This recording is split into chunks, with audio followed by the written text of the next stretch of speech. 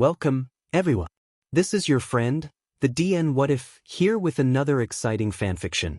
Today, we're diving into the story of What If Deku Woke Up in a Vampire's Home? If you enjoy this video, don't forget to hit that like button and subscribe for more fanfiction content just like this. Now, let's get started with the fanfic. As Izuku made his way up the stairs of his school, his main thought was, why are there so many stairs? When he made it to the top, he looked out over the edge. Is this really what he wanted? To let all the bullying and neglect finally beat him? Yes. He learned early that heroes never came when you truly needed them. He knew one wouldn't come now. With that in mind, he stepped forward. He felt himself falling. He finally smiled, thinking, hopefully I'll have a quirk in the next life. When he finally opened his eyes, everything was so bright and blurry. When his vision finally cleared, he tried to sit up but stopped when he felt pain. So much pain shooting through his body. Then he noticed the girl in front of him. She had slitted eyes like a cat and was smiling widely. She leaned forward and he was almost sure that she was going to pounce on him, but instead she started speaking excitedly. Hi. I'm Himiko Toga, but seriously, just call me Himiko. What's your name, cutie? She giggled, tilting her head, and he realized, oh. She had a knife. He braced himself before replying. I'm Izuku. Nice to meet you, Himiko. And how am I not dead? She smiled widely again, and he noticed that she had fangs. She giggled, she seemed to do that a lot, before answering. Well, me and Dobby, the burnt emo in the corner, found you, she shouted, pointing to a scary-looking man sitting on the ground in a corner, before continuing. I thought you were super cute, all covered in blood, and Dobby found one of your notebooks. They were super cute. Dobby said that you'd be useful for the boss, and we brought you back for the doc to fix you up. Can I drink your blood? He was still processing the rest of what she said, so that last part caught him off guard. Sure. He replied cautiously, before looking around. He realized there were others in the room too, more than he had expected. There was a boy who looked younger than him, wearing the same uniform as him. Probably in the younger years. He had grayish-brown hair and dark eyes. He was tinkering with a gas mask in his lap, and he seemed very focused. There were probably about 9 people in all, and looking closely he realized these were probably villains. He turned back to Himiko, and winced slightly as she cut his already injured arm. She brought it up to her mouth and drank happily, humming slightly. After a couple moments she released her grip and let his arm fall back down his side. She grinned at him, before turning around. Hey gooies. Come introduce yourself to the new member. She grabbed the boy he had noticed earlier, and dragged him over, ignoring his protests. This is Mustard. He's like, super smart. He's also super good with a gun. He grumbled from his spot on the ground where she had dragged him to, before standing up and looking over at Izuku. What she said. What's your name? He asked, looking Izuku up and down. Izuku. Nice to meet you, Mustard. He replied, nodding his head nervously. Again, where am I? Himiko smiled, and announced the answer dramatically. You are in the presence of the League of Villains. Welcome. She bowed dramatically, and a man in a top hat, suit and mask clapped politely before speaking up. Lovely performance, Himiko. I suppose it is my turn to introduce myself. My name is Mr. Compress, Magician Extraordinaire. It is lovely to meet you, my dear Izuku. The man, Mr. Compress, announced, tipping his hat to Izuku as a flourish. Izuku clapped quietly at the dramatics, before another rose to introduce themselves. The burnt emo, as Himiko had called him.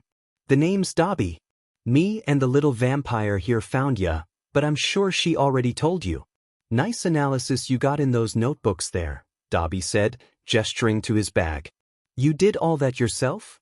Izuku nodded fiercely. Yes. I've always been very interested in heroes, and analysis has always been a good way to distract myself from, well, life, I guess. Dobby smirked dryly, before turning to a crusty-looking man sitting with very bad posture next to him.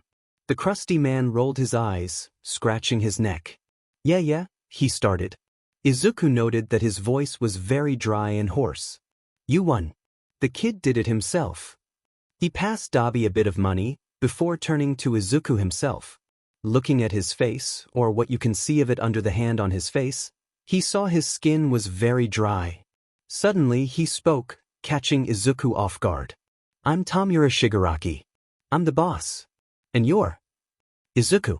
Your analysis could be very useful in the downfall of heroes. Our goal is to make a society where everyone is equal, and people aren't judged for quirks, or the lack of one. What do you say? He asked, voice very serious. Izuku thought about it, but there really wasn't much to think through. All his life he had been bullied for being quirkless. Heroes never, ever helped. He wanted revenge. On heroes. On the teachers who stood by and let it happen. But most of all on the boy who was the worst. The one who, through his whole life, tormented him. Kaken. Katsuki Bakugo. He looked at the leader where he thought his eyes would probably be, and gave his answer. Yes. Shigaraki smiled thinly, before turning to the rest of the group. Then it's time you should meet our members. Izuku. Or would you like to choose a different name for villainy? Izuku thought about it, before deciding he wasn't sure. He shrugged, relaying his decision to the leader. Shigaraki nodded, before beckoning a few new faces over. Then he heard the door open. Hey darlings. How's it going? I see the new guy has woken up. Izuku turned around to see a tall, bulky. He didn't know their gender, but they seemed very friendly. Himiko and a man in a full bodysuit that very much reminded him of Deadpool sprang up to greet the new figure. Big Sis Magna. They both yelled at the same time. A lady then Izuku guessed. She smiled at them, before turning to Izuku. He noticed she had grocery bags in her arms, and she set one down next to him. Here you go, hun, you're probably hungry. She offered him some fruit, and he quickly took it. He didn't realize how hungry he was. He ate quickly before thanking her profusely. Just then, the Deadpool lookalike seemed to remember he was supposed to introduce himself. Hey kid.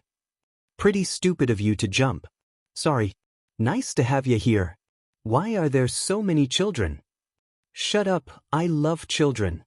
The man seemed to be arguing with himself, before cutting himself off and turning back to Izuku. Twice. Izuku nodded politely at Twice, before replying. Nice to meet you. Twice. Twice gave him a thumbs up, before running off muttering something about Jiren, whoever that was. Next was a heteromorph named Spinner, who seemed very engrossed in his game with Shigaraki, as Himiko introduced him. Then, a shadowy portal appeared. A figure just as shadowy as the portal, literally, stepped out and surveyed the room. His gaze seemed to land on Izuku.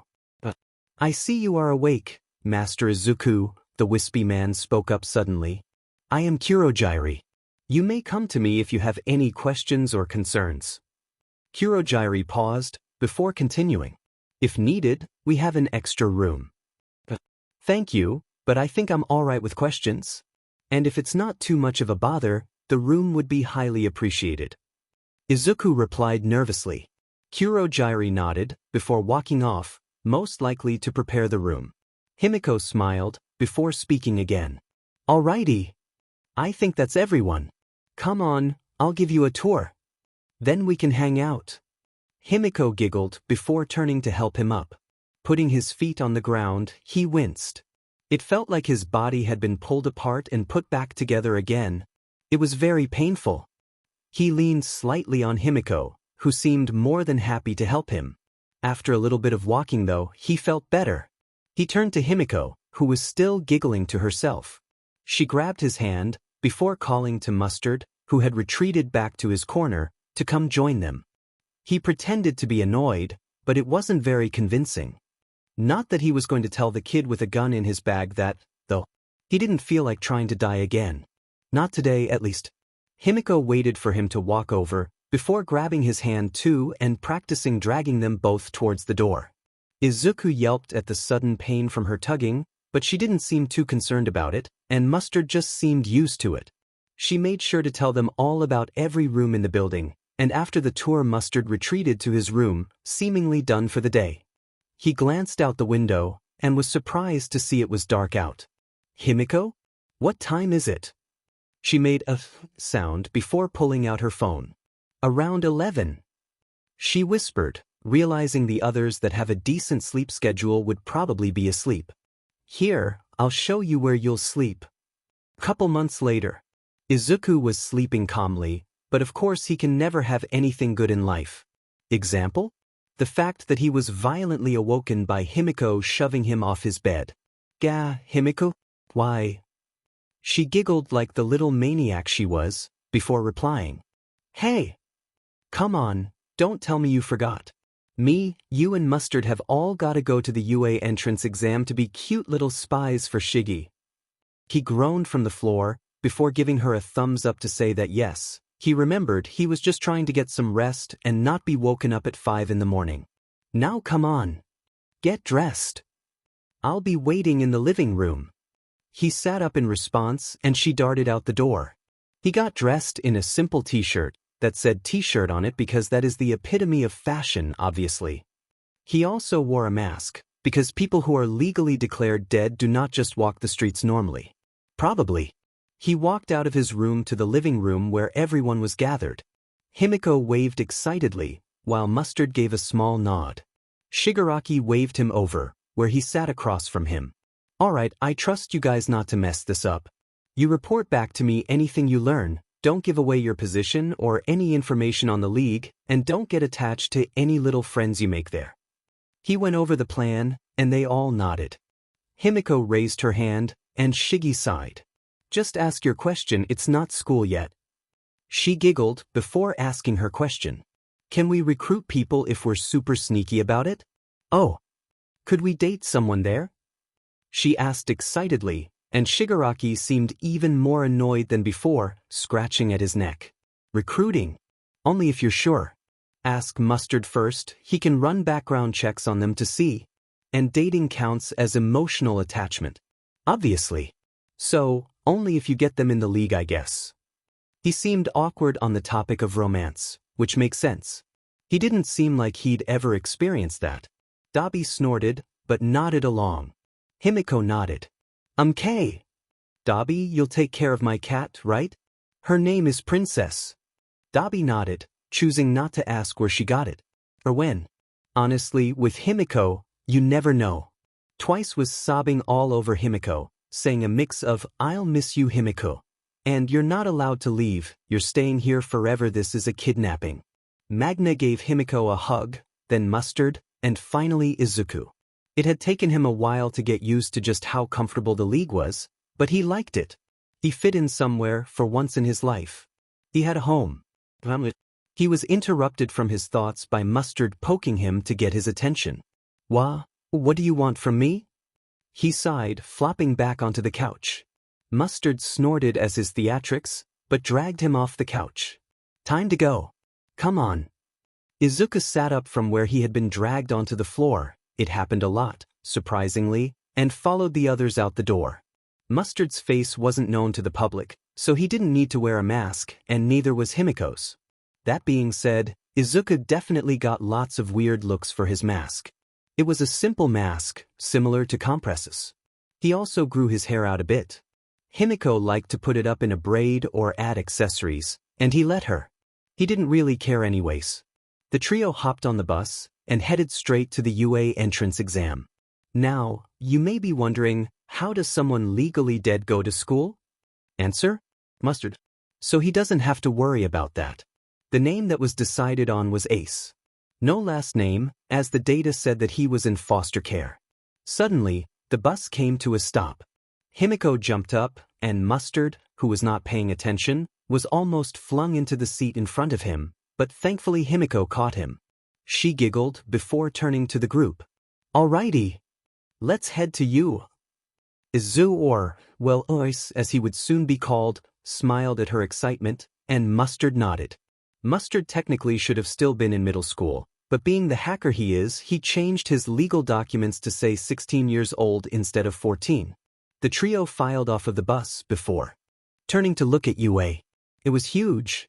They turned to where the entrance exam would take place, and Mustard and Izuku gaped at the size, while Himiko was bouncing on her feet with excitement. We're gonna have so much fun. There's so many cute people already. I'm so excited to go to school here. If we make it, Izuku pointed out, we could fail. But logically, at least one of us should be able to make it in. Himiko giggled as his words dissolved into muttering, and she grabbed his and Mustard's hands and pulled them towards the area. Come on. Don't overthink this. We got it. I've got a bunch of yummy blood of strong people and my knife. Mustard has his gun and tech, and you have a bunch of strength from all your training with the League. We can do this. Himiko cheered, and finally they were there. An obnoxiously loud voice went over what's gonna happen, and screamed, "Start," over the loudspeakers. They all split up and jumped into action. Himiko drank the blood of a pretty lady who had a manipulating metal quirk, which she knew would be super useful. Mustard had hacked into the system and told her and Izuku about what was gonna happen, buying robots and rescue points. So she knew she could do this. Suddenly, out of the corner of her eye, she noticed a very pretty girl with brown hair. Pretty. But the main thing she noticed was that the girl was about to get run into by a robot. Himiko darted forward, using the quirk to take down the robot and move the girl. She let the appearance slip off momentarily once the girl was safe, and skipped over. Hi. I'm Himiko. You're super pretty. Are you all right? She smiled at the pretty girl, and put a hand out to help her up. The other girl took her hand, and stood shakily. Thank you, Himiko. I'm Ochako Uraraka, and I'm all right. And I think you're pretty too. Ochako replied in one big breath. Impressive.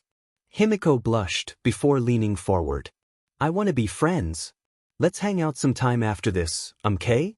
I bet your blood is super tasty. Himiko said, giggling. All right. And? Thanks. Ochako replied, before they parted ways to continue the exam. Meanwhile, Mustard was taking the exam a little more seriously. He had found the robot's weak spot, a small area on the left side of their head, and was shooting at the area. They dropped rather quickly. Suddenly, he noticed a rather sparkly figure with golden hair paused in the middle of the arena clutching their stomach. Usually, he wouldn't do much about it, but rescue points. He made sure the area was clear, before putting his gun in his bag and walked over to the person. Are you all right? He asked awkwardly, leaning down to see their face. They made a whimpering sound before replying. My quirk makes my stomach ache if I use it for more than a couple seconds. Ouchie, Mustard nodded before offering out his hand. Well, you should probably move. The robots don't stop, you know.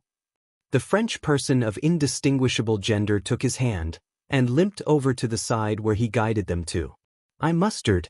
As in mustard gas, not the condiment. Don't ask. What's your name? The sparkly figure nodded, before replying. Yuga Aoyama. I want to be a dazzling knightly hero. Aoyama struck a pose before wincing, most likely from the pain in his stomach.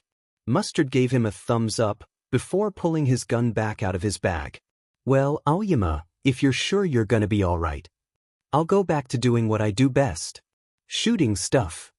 Aoyama glanced nervously at the gun, but nodded. Thank you, monsieur. You were my knight in shining armor today. Good luck. Aoyama replied. Mustard nodded, wishing them good luck in return. Himiko was right, he thought. We got this in the bag. Izuku was doing well. He found that he was pretty decent at pushing the machines over, and when they hit the ground they usually burst into parts, so he was doing well in points measure. He remembered what Mustard had said about rescue points, and made sure to keep an eye out for any people that would need rescuing. And their one was taking down a robot. He was doing just fine, but another robot was coming up behind him and he didn't seem to notice.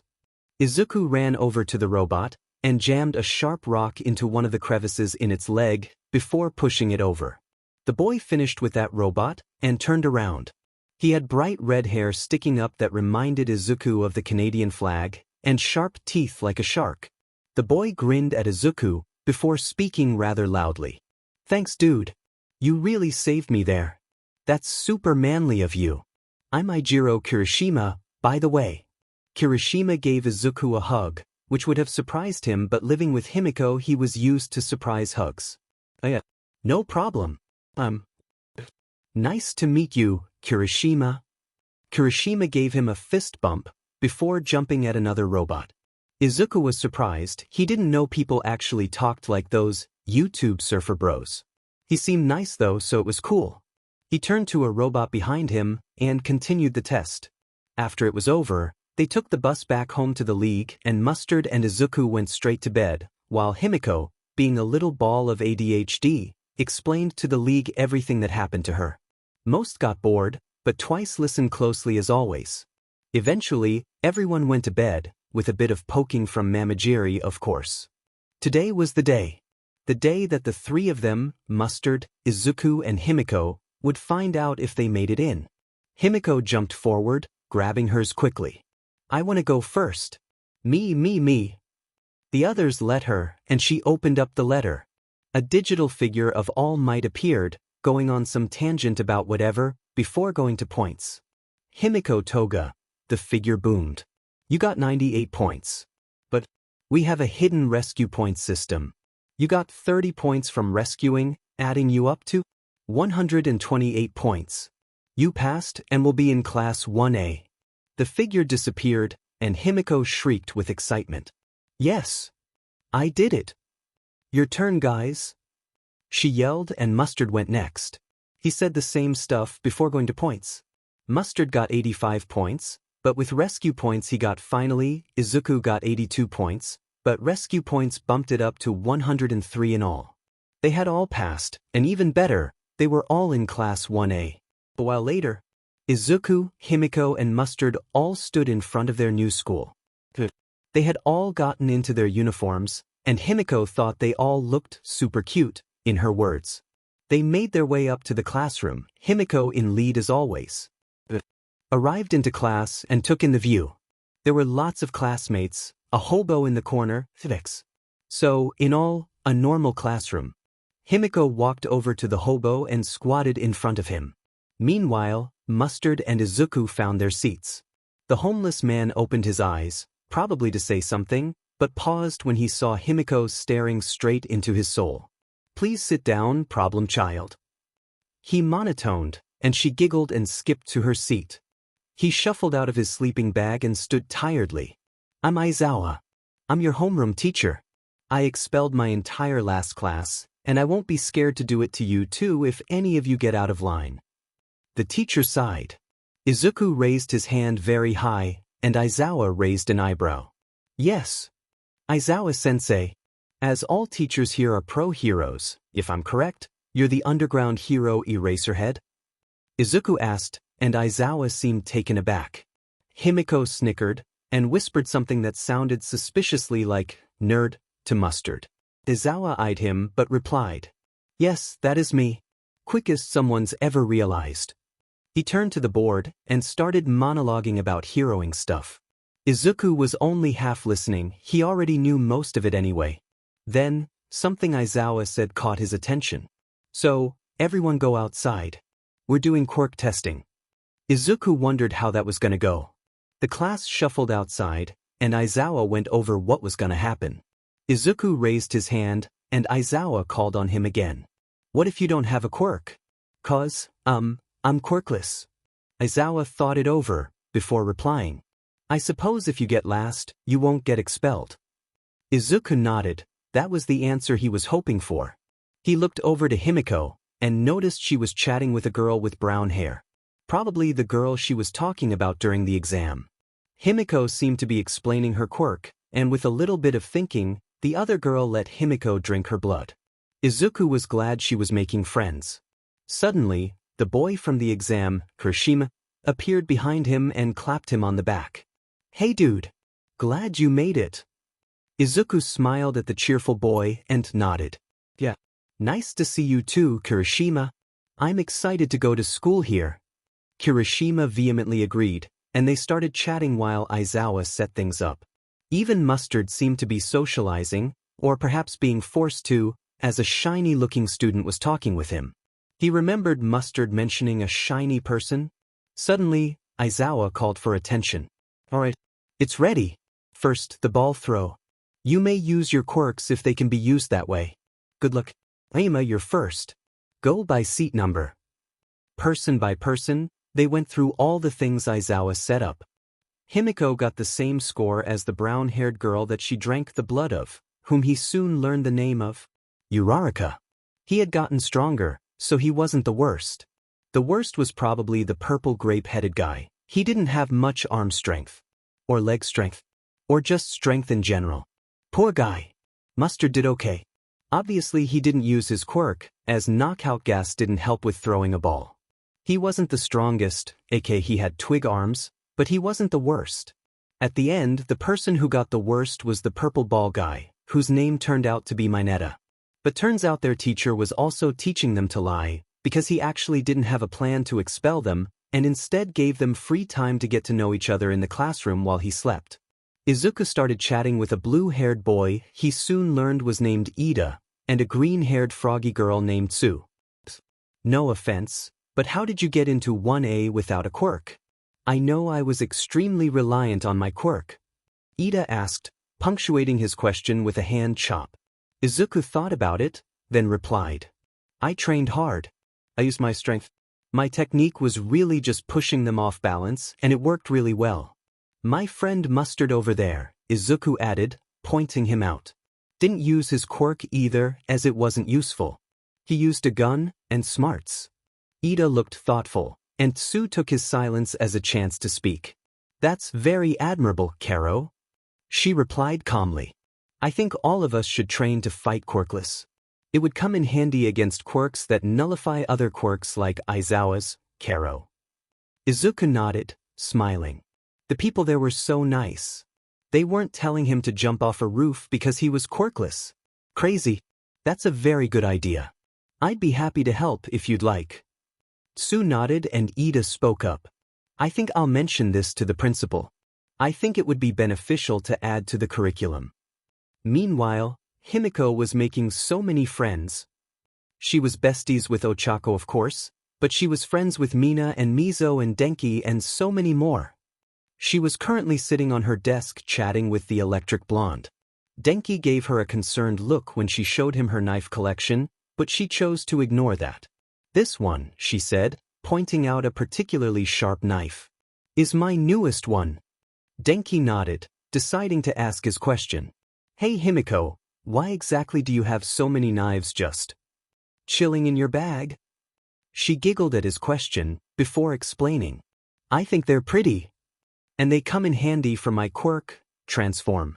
When I drink people's blood, I can transform into them and use their quirk. He nodded thoughtfully before giving her a thumbs up. Makes sense. Just then, the bell rang for lunch and everyone packed up. Mustard, Himiko and Izuku joined back up, and they sat outside for lunch. It seems some figures from Class 1B were outside too. A blonde, blue-eyed boy was talking, more like yelling, loudly at another boy with reddish hair and goat-like eyes who was holding a box. Oddly, the box was shaking. Behind the red-headed boy was yet another boy with a manga panel-like face. Both seemed nervous at the first boy's shouting, so Himiko, being the extroverted girl she is, decided to check it out. Hi, what's going on over here? She asked, giggling slightly at the scene. The blonde boy turned to her, and gestured towards the other two. These two idiots, Kozii, he named, gesturing to the redhead, and Manga, decided it would be a good idea to try to sneak a squirrel on campus. It's in the box. A squirrel. Himiko started laughing loudly, before looking at Kozii and Manga. The redhead nodded slowly, still looking rather nervous. Seriously? Let me see. She giggled excitedly, leaning towards the box. Kozii's face flushed at the sudden closeness, and he coughed a bit before answering her. I'm not sure I want to open this. It doesn't seem very happy. He whispered awkwardly, not meeting Himiko's eyes. She tilted her head before thinking. Isn't there a boy in 1A who can talk to animals? He could tell it to calm down. She answered, but the blonde boy scoffed. 1A? 1BS so much better, why would we need them? He declared loudly, and she gave him a weird look. Is this your way of volunteering to be the one to open it? Because if so dash, he cut her off before she could finish, muttering a quick no. She smirked. Alrighty, we'll go with my plan then. I'm Himiko, by the way. What's your name, blondie? He glanced suspiciously at her before answering. Nito Minoma. This is Manga Fukudashi, he began, pointing at the manga-headed boy. And this is Cozy-Eye Tsuburaba. He finished, pointing at the other boy. It's nice to meet you, Himiko. I suppose those are your friends, over by the tree? He asked, gesturing to Mustard and Izuku. Yeah. Ace is the one with the mask, and Mustard is the other one. She answered, glad she didn't accidentally say Izuku instead of Ace. Now I see the guy. Let's go ask him to help, he's really nice. The group walked over, and Himiko started the conversation. Hi, Koji, right? Do you have a minute? Koji seemed a bit startled at her sudden appearance, but nodded. She beckoned him over to where the other three were standing, and explained the situation. In the end, Cozy-Eye handed him the box and he helped the squirrel out and calmed it, and she thanked him. Then, she invited her new Class 1B friends to sit with her and the others. Invited dragged over. Obviously. Mustard had been seemingly kidnapped by his sparkly friend, so she introduced them to Ace. Meanwhile, with Mustard, Himiko's assumption had been correct. He had been kidnapped by Aoyama to sit with them in the classroom. They ate quietly in peace until Mustard remembered he should probably ask them if they're a girl or boy. But how? Aoyama beat him to the chase though, and started talking. So, monsieur, why are you at the school? Just curious. They asked him, and he thought about what lies to say. Well, I suppose I wanted to help people, and this seemed the best way. He finally answered. Not a complete lie, he supposed. He was here to help the league after all. What about you? The shiny student seemed to sparkle even more at the question, and replied dramatically. Well, same as you. I want to help build a world where all is equal and there are no more villains. Mustard nodded. Not the worst goal, it was rather similar to the league's after all. Maybe he could get them to join. I see. Tell me, if you weren't a hero student, what would you be? Mustard questioned. I'd be an archaeologist, I think. Aoyama thought about the question before replying. I'd probably be a fashion designer. There really aren't enough male fashion designers in the industry, anyways. Mustard nodded. So he was a boy. About time. They continued chatting for quite some time. On the other hand, Izuku was very tired. The Minoma guy would not stop ranting about how great 1B was, and the other two boys had to go talk to their teacher about something involving a form for animals in dorms. Izuku was so done. Himiko, on the other hand, seemed very interested in what Minoma had to say. So, your class is super cool? I guess I gotta meet them. I'll totally be friends with all of them. Nito seemed happy about that, but he added something else. Well, we have one student that you probably wouldn't get along with. Katsuki Bakugo or whatever. He barely talks to anyone, and when he does he just yells at them to go away. Himiko nodded. She knew that name. Izuku had told her about him.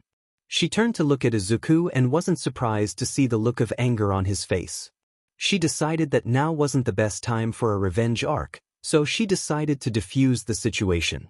So, you got your eye on anyone? I, for one, really like this super pretty girl in my class. Chako. I mean Ace, you know who I'm talking about. Izuku nodded absent-mindedly, and Nito gave her a weird look. It's the first day of school, and you're already crushing on someone? He asked incredulously. She giggled and nodded. Yep. Anyways, lunch is about to end, so gimme your number. We should totally hang out. She exclaimed, and he scoffed, but he still exchanged numbers with her so she knew he totally wanted to be friends. Just then the bell rang and they split ways. After the school day ended, Mustard, Himiko and Izuku caught the bus home. Himiko told them all about her day, and Mustard added in some things she missed. Izuku, on the other hand, headed straight to bed. Eventually, the rest of the league headed back to their rooms, until finally everyone was asleep. They needed it after all. It had been a couple weeks since they had started school at UA, and everything was going good. Great even. They made friends. Mustard was mainly friends with Aoyama. Izuku was friends with Ida, Tsu, Kirishima and Tokoyami. And Dark Shadow, of course. And Himiko? Well, she was friends with everyone, but she mainly hung out with Ochako and Nido. At the moment, it was the weekend, so they were just chilling at home. Mustard was off reading somewhere, probably his room, and Himiko was off doing whatever it is she does in her free time. And Izuku? He had a plan. He put on a sweater similar to Shige's that covered his hair, and prepared himself. He had borrowed one of Mustard's guns until he could get on himself, and set out to finish his goal. He followed the streets that he used to walk every day. He remembered these. He walked by his old house. He walked by his old school. And finally he arrived. Katsuki's house. He knew Katsuki's parents' schedule. He would be alone today. Izuku clutched Mustard's gun in his hand and grabbed the key from under one of the potted plants. He opened the door as quietly as possible and made his way up to Katsuki's room. Izuku knocked on the door and heard his voice in reply. You home early? Izuku gritted his teeth and opened the door. Katsuki looked up and dropped what he was holding. Who the hell are you? Some robber? The explosive boy shouted, gathering explosions in his hands. Izuku laughed emotionlessly before removing his mask and letting it drop to the floor. He turns to the side, surveying the room while Katsuki stood there in shock because holy as #T he was supposed to be dead. Izuku noticed there was a lot less All Might merch than last time he was there. He turned back to Katsuki and raised an eyebrow. What? Got nothing to say, Kakin? Did you miss me? He taunted, waving the gun. Katsuki just stared at him, before speaking. Deku, you're alive? Izuku glared at him before aiming the gun at him. Don't call me that. And yes, I'm alive. No thanks to you. He added. Katsuki stopped creating the explosions and continued to stare at him. Izuku was shocked to see that Katsuki was crying. Where have you been? Why didn't you come back? Katsuki yelled at him. Izuku stopped moving and stared at Katsuki. What did he just say? What do you mean, why didn't you come back? Izuku mocked before continuing. Why would I? I had no one to come back to. Especially not you. Izuku glared at Katsuki again. He didn't want to hear another word out of Katsuki. So he did what he came to do. He pulled the trigger. The next day, Himiko and Izuku were hanging out in the living room, playing chess. Or, trying to at least. Neither of them knew how. Dabi was lounging on the couch and turned on the television. It went through the normal stuff like the weather, top pro hero gossip, before going to a more serious topic. We in the news channel have been informed that hero student Katsuki Bakugo has been found dead in his room, 3 bullets through his head. There were no signs of foul play, so it has been ruled as a suicide. More at 7:00. Himiko noticed him looking at the screen. She wasn't dumb, she could figure out what happened, but she chose to keep quiet about it. Come on, she started. We gotta go to school. Let's go catch the bus. I'll grab Mustard. Himiko finished, smiling widely. He nodded, following her as they headed to Mustard's room. Opening it, they found Mustard sitting at his desk in the corner typing something. Whatcha workin' on, Muse? Himiko asked, darting over. Mustard quickly shut his laptop, before turning around. Himi, you know you're supposed to knock. And it's nothing. He turned around, putting his stuff in his school bag. Himiko giggled, raising an eyebrow. Oh, hiding something? Mustard muttered some words that Izuku couldn't quite make out, and Himiko giggled. Just teasing Muse. Now come on. Let's go. The trio all grabbed their stuff before heading to school. After arriving, they sat in their seats. Aizawa rose from his spot on the ground and made an announcement. Today we have a special guest. Meet the R-rated hero, Midnight. With that lovely introduction, I'm going back to sleep. Take it away, Nemuri. With that, he laid back down in his bag and closed his eyes.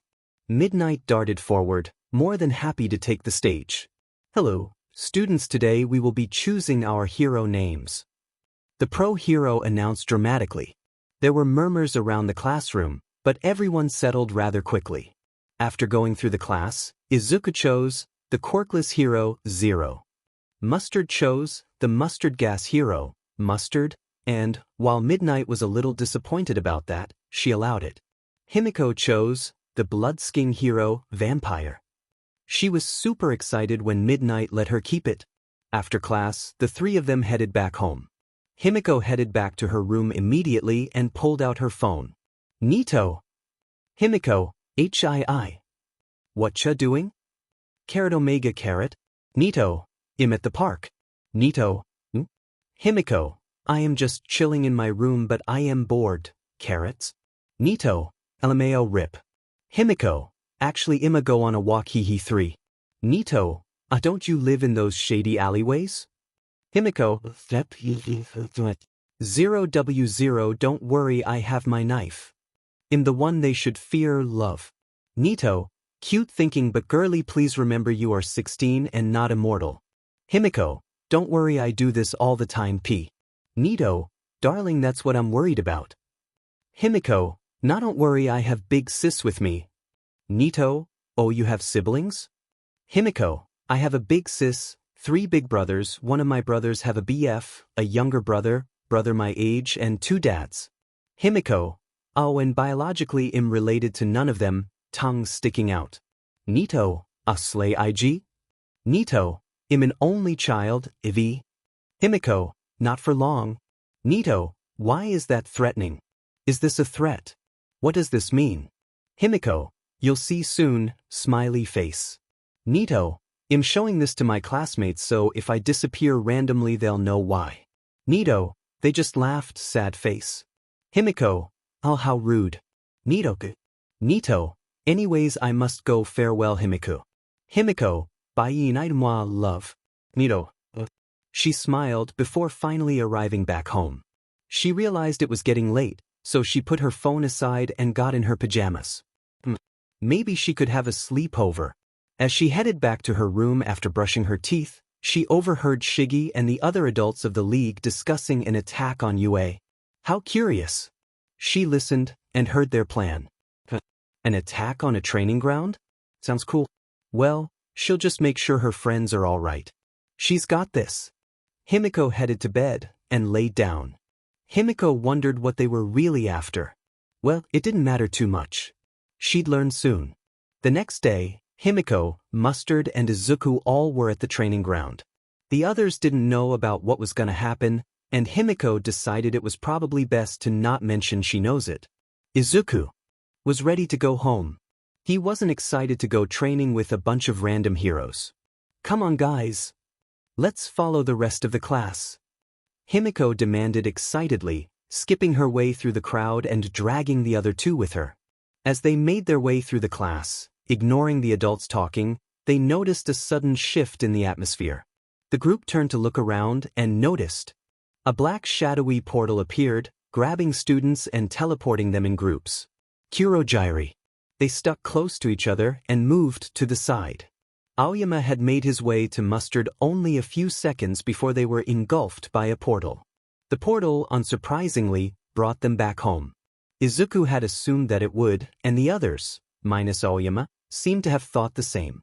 Aoyama, on the other hand, seemed to be on the verge of bursting into tears. You en soms nous? Sek nous allons mourir? He asked, voice quivering. Izuku paused, staring. Sorry, I don't think any of us know French. Izuku muttered. I know German. Mustard offered before Himiko cut in. Yeah, but that isn't French, Muse. Aoyama stared at the group, before taking a deep breath and repeating himself, but in a language they understood this time. I asked, are we? Himiko perked up at the question. Oh, I can answer that. This is our house. Welcome. Mustard nodded. Je voice. Donc vous vivez tout ensemble. Anyways, why exactly are we here? Wasn't the shadow villain teleporting them into places around the training grounds? Aoyama asked. Just then, Dabi walked from the hallway into the living room. Hey kids, Tamura's got his little villain plan going on so y'all can just chill for now dash, Dabi started, before noticing Aoyama. And who would you be? Aoyama gulped at Dabi's rather threatening appearance, before answering. Yuga Aoyama, their classmate. Dabi nodded, before turning to Mustard. So, should I burn him or dash? He started to ask before Mustard interrupted. No. We got this. We'll make sure he doesn't tattle. Dabi nodded, before going into the kitchen for a snack, presumably. Himiko turned to Aoyama, with her trademark wide smile on her face. So, Yuga, now that you're here, we can hang out. She giggled. Yuga, on the other hand, seemed downright terrified. But he's not a villain. Mustard sighed, before turning to Aoyama, who was clinging to him like his life depended on it. I'll say it simply. We're villains. You spill and I'll have to put a bullet where your brain is. Got it? Mustard threatened. Yuga nodded vehemently, before speaking up. Who is your boss, monsieur? The shiny boy asked nervously. Himiko was the one to respond to that question. Oh, well, it's Shiggy for us, but he works for AFO. She answered happily, draping herself over the couch. Dabi took the chance given to poke her exposed side, causing her to fall off in giggles. While Himiko and Dabi started a tickle fight, Yuga turned to Mustard. I'm afraid that while I don't work for your boss, I do work for AFO. Against my will, but that counts me as a merchant effrayant all the same. Yuga confessed sadly. Himiko won the fight, leaving Dabi as a defeated lump on the floor, before turning to Yuga. That means you can join the league. Please? Pretty please? Himiko shrieked, grabbing his hands. Yuga seemed taken aback, but nodded. If I must work for AFO, I don't see the problem with being here too. He eventually replied, and Himiko wiggled with happiness. Yes. Now come on, we should return to the school to say that we were teleported there. It would be less suspicious, right Muse? He nodded, and the four of them started off the walk. The original three were honestly just happy that Yuga didn't have to die, and Yuga walked alongside them, blissfully unaware of just how close he got to being burned alive. The next day, All Might was pronounced dead. Apparently one of the Nomu had managed to overpower him. No other casualties were reported, student, hero, or villain. But that wasn't the important part to Himiko, Izuku, and Mustard. The important part was the dorms. Himiko, of course, was very excited. Izuku didn't really care and Mustard wasn't too happy about it, but he could deal with it. The rest of the class had decided to have a sleepover the first night, as to help everyone get comfortable. It was just for Class 1A, but of course Himiko dragged Nito along for the ride. Come on Nito. You'll have fun, she promised, dragging him along as he grumbled about, stupid one, and how, no he wouldn't, like the little liar he was. She giggled at his antics, before finally managing to push him into the 1A common room. Another Class 1B student, Hitoshi Shinso, was also there, courtesy of Denki, who dragged him in too. She pulled him over to where Mustard, Izuku, and Yuga sat, and he sat next to them, sighing dramatically. Theater kid. Alright, 1A and friends. Let's begin with a simple game of Truth or Dare. Mina said, having been appointed control of games, by herself, but it's not like anyone argued. I'll go first. Himiko, Truth or Dare? The pink girl asked Himiko. Himiko thought it over, before deciding. Truth. She answered, giggling. Alrighty. Do you have a crush? Mina asked conspiratorially. Yeah, totally. Himiko replied, blushing. Seriously? Girl, you gotta tell me who. Mina yelled, but Himiko shook her head mischievously. Nah, that isn't what you asked. Anyways, it's my turn. She looked around, before deciding on Hitoshi. Hitoshi. Truth or dare? Hitoshi replied with dare, and she dared him to try to use his quirk to make Denki to a handstand. Hitoshi seemed nervous about it, but Denki was stoked, and it worked despite the fact that out of brainwash, he could never do a handstand. It went around in circles for a while, before Mina seemed to get bored. Let's spice things up. Let's play 7 Minutes in Heaven. Since we left off at Shoto, he'll start us off. She announced. After explaining to a rather confused Shoto what 7 Minutes in Heaven was, he agreed and spun the bottle. It landed on Himiko. Shoto hadn't really talked to anyone, keen on not making friends, but Himiko knew she could crack that icy heart. She would make friends with him, she was sure of it. She didn't notice Mustard and Izuku glaring at Shoto protectively, but of course, neither did Shoto. Everyone else did, but not Shoto and Himiko. Shie and Shoto made their way into the closet, and the door closed behind them. Himiko plopped down on the ground excitedly, and Shoto followed suit much more calmly. "So, what's your favorite color?" she asked him, tilting her head. The way to befriend someone without stabbing them is to get to know them. That's what Kurogiri taught her, at least. "White, I guess. Like ice. Opposite of fire." She nodded, taking the opportunity to ask more. "So, you don't like fire? Isn't that like one of your quirks?" She questioned curiously, and he scowled. "It isn't my quirk, it's my dad's. Endeavor. Trauma." She smiled internally. She can work with this. "Oh, your dad's endeavor. That's tough. It is still your quirk, not his. You know that, right? Other people have fire quirks, it's not just your dad." She pointed out, and he thought about that. "I guess you're right. But he wants me to use the quirk, and I don't want to listen to him." Shoto explained, and Himiko nodded thoughtfully. "I get that. But by limiting yourself by his words, you're still letting him have control over your life, right? So the only way to actually be free from him would be to ignore what he thinks and do things your way. Plus, fire really comes in handy, and I think it's a totally cute quirk." Shoto was quiet for a bit, before nodding. "I see. Thank you, Himiko. I think I know what to do now," he murmured. And she smiled at him. By then, the 7 minutes was up, and they were released back into the world. Shoto had a slight smile on his face, the only expression he had shown other than anger and blankness up until then, so the rest of the class was very curious as to what went down in there. "Oh, Himiko, you made the Ice Prince of 1A smile. What did you do, tell us?" Toru yelled, acting oddly like a game show announcer. Himiko giggled before answering. "I played therapist." Izuku blinked at her, before the silence was broken by Mustard's muffled laughter. "Only you, Himiko. Only you." Nito sighed, shaking his head. Himiko whipped her head around to look at him, yelling indignantly. "Hey, what's that supposed to mean?" More laughter followed after she said that, and she huffed in annoyance. "Seriously?" After that, it all continued like normal. Some honorable mentions are Nito and Yuga, where Nito came out looking bright red and Yuga looking very proud of himself. Hitoshi and Shoto again. Hitoshi ended up just showing Shoto pictures of his cat, and Izuku and Mina, who ended up gossiping. Who knew Izuku was into gossip? Mustard and Himiko knew. The whole group was practically a gossip club, and even more so with Yuga and Nito there.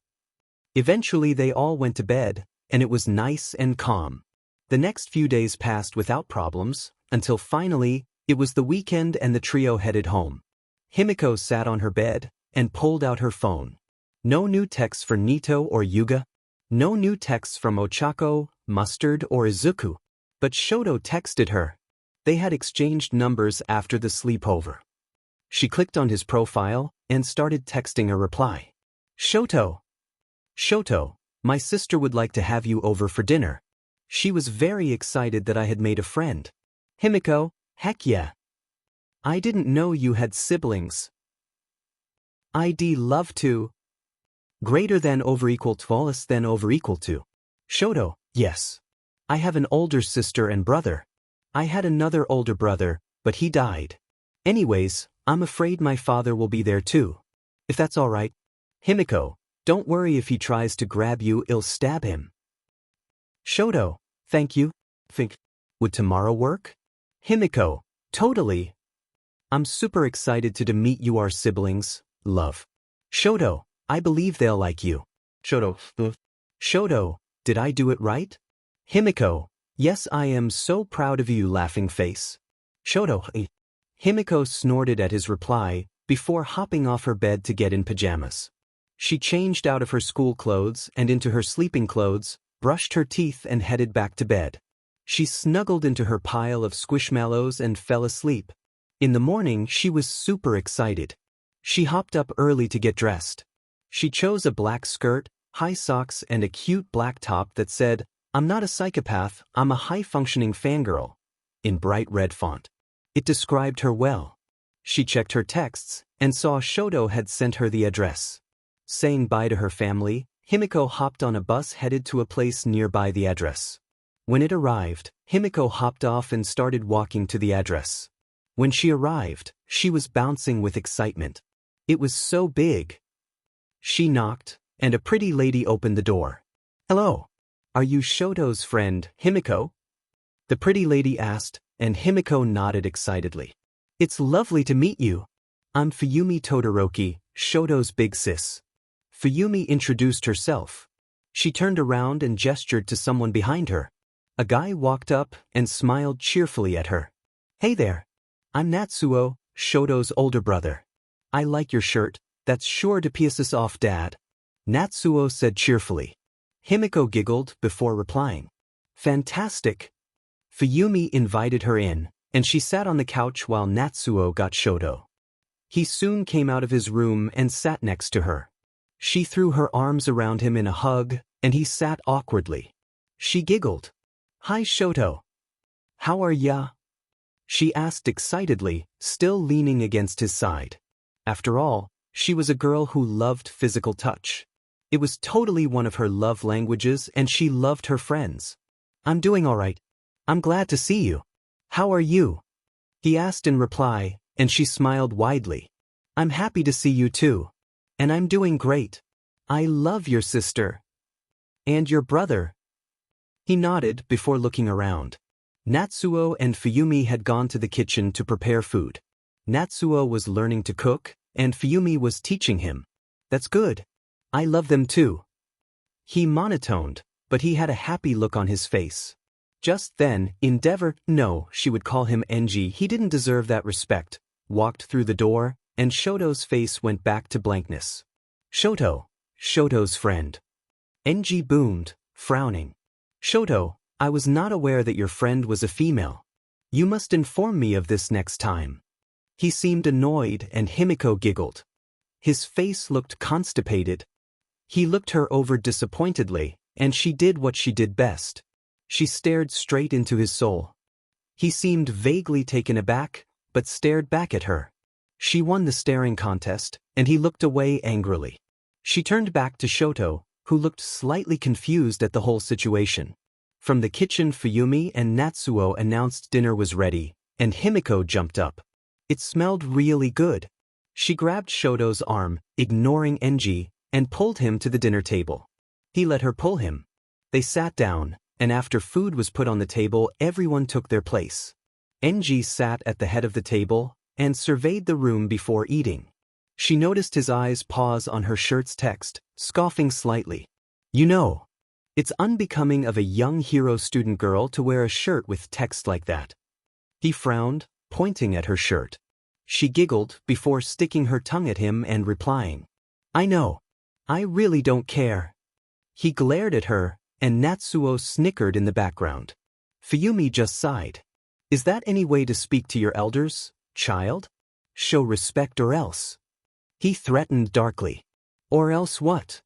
She teased, giggling some more, before turning to Fuyumi and Natsuo and ignoring Enji completely.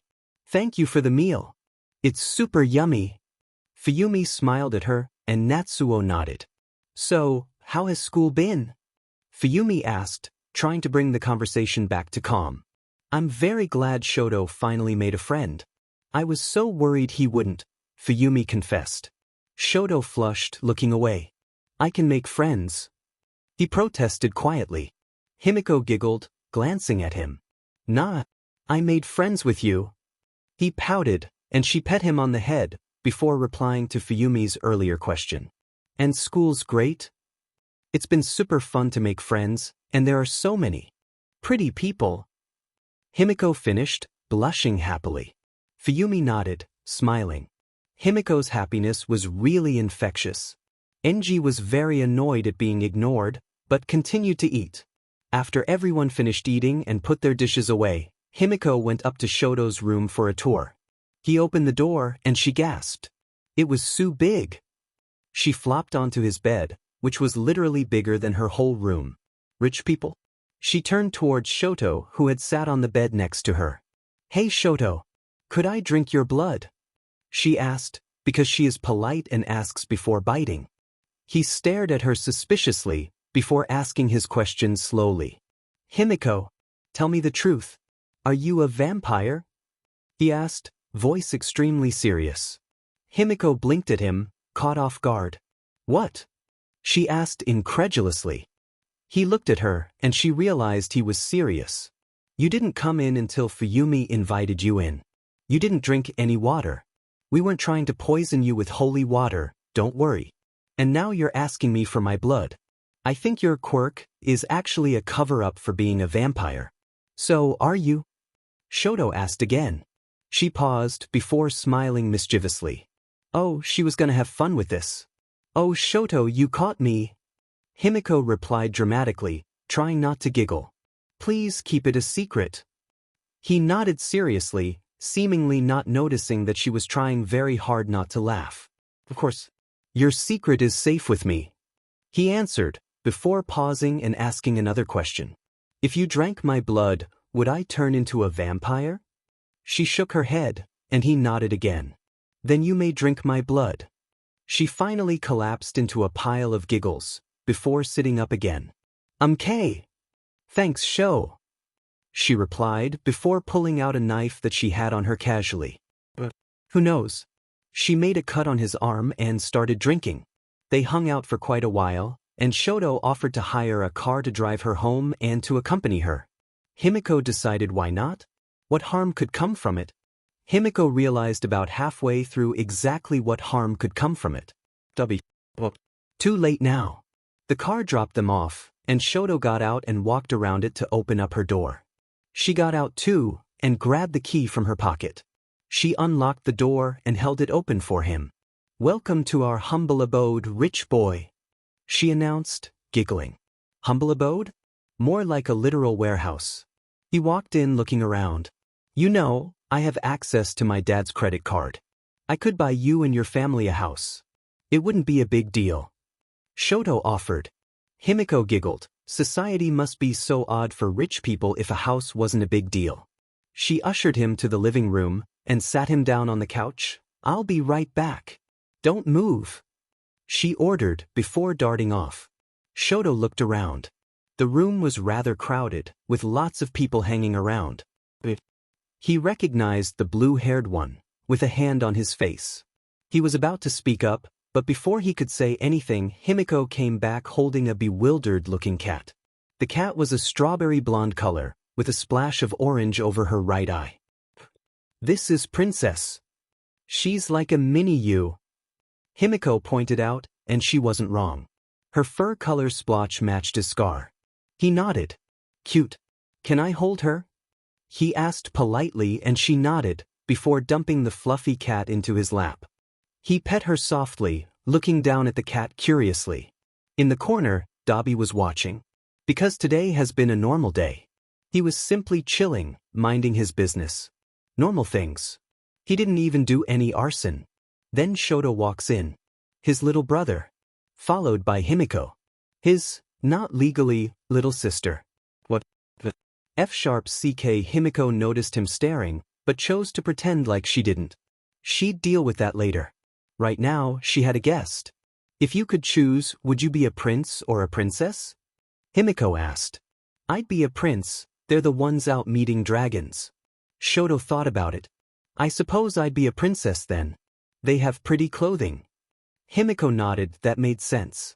She noticed Shoto's continuous glancing at Shige, but ignored it. If she ignored it, hopefully nothing would come out of it. Here, I'll introduce you to everyone. That's Shigaraki, but we call him Shige. Himiko started, before Shige interrupted her. Don't call me that. Himiko laughed before continuing. Anyways, that's Shige, that's Spinner, that's Compress, that's Big Sis Magna, that's Kurojari, he and Compress are everyone's dads. Oh, that's twice. You know Mustard and Aizu, I mean Ace. She explained, pointing each of them out as she said their names. And the burnt guy staring at you is Dabi. Shoto nodded, before finally asking the question that's been on his mind the whole time. Isn't Shigaraki the villain who killed All Might? Himiko paused what she was doing, petting her cat, and sighed. Damn it. She decided to channel her inner Shoto and say it bluntly. Yeah. He nodded. Okay. She waited for him to say more, but he didn't. That seemed to be it. That was a good thing, right? He turned towards her. Himiko, are all of the people in this house villains? He asked, and she flopped against his side. Yep. She replied, not really knowing what she was supposed to say. He nodded. I won't tell. He promised, and she perked up. Really? Thank you, Shoto. She squealed, hugging him tightly. Princess took the chance to escape and darted away, screeching. Shoto sat there and let her hug him, again. She was starting to think he didn't know how to hug. She released him and turned to Dabi. Dabi, stop glaring at him. He's a guest, you gotta be nice. He scoffed, shaking his head at her. Seriously, Himiko? Him. She stuck her tongue out at him, before turning to Shoto. It's getting late, you might want to go home? Shoto looked up and nodded. Most likely. Goodbye, Himiko. It was lovely hanging out with you. He stood, bowing slightly at Himiko. I hope you will allow me to do this again. She stared up at him, before bursting into a pile of giggles. Of course, no need to be so formal. He seemed confused at that, but straightened himself up.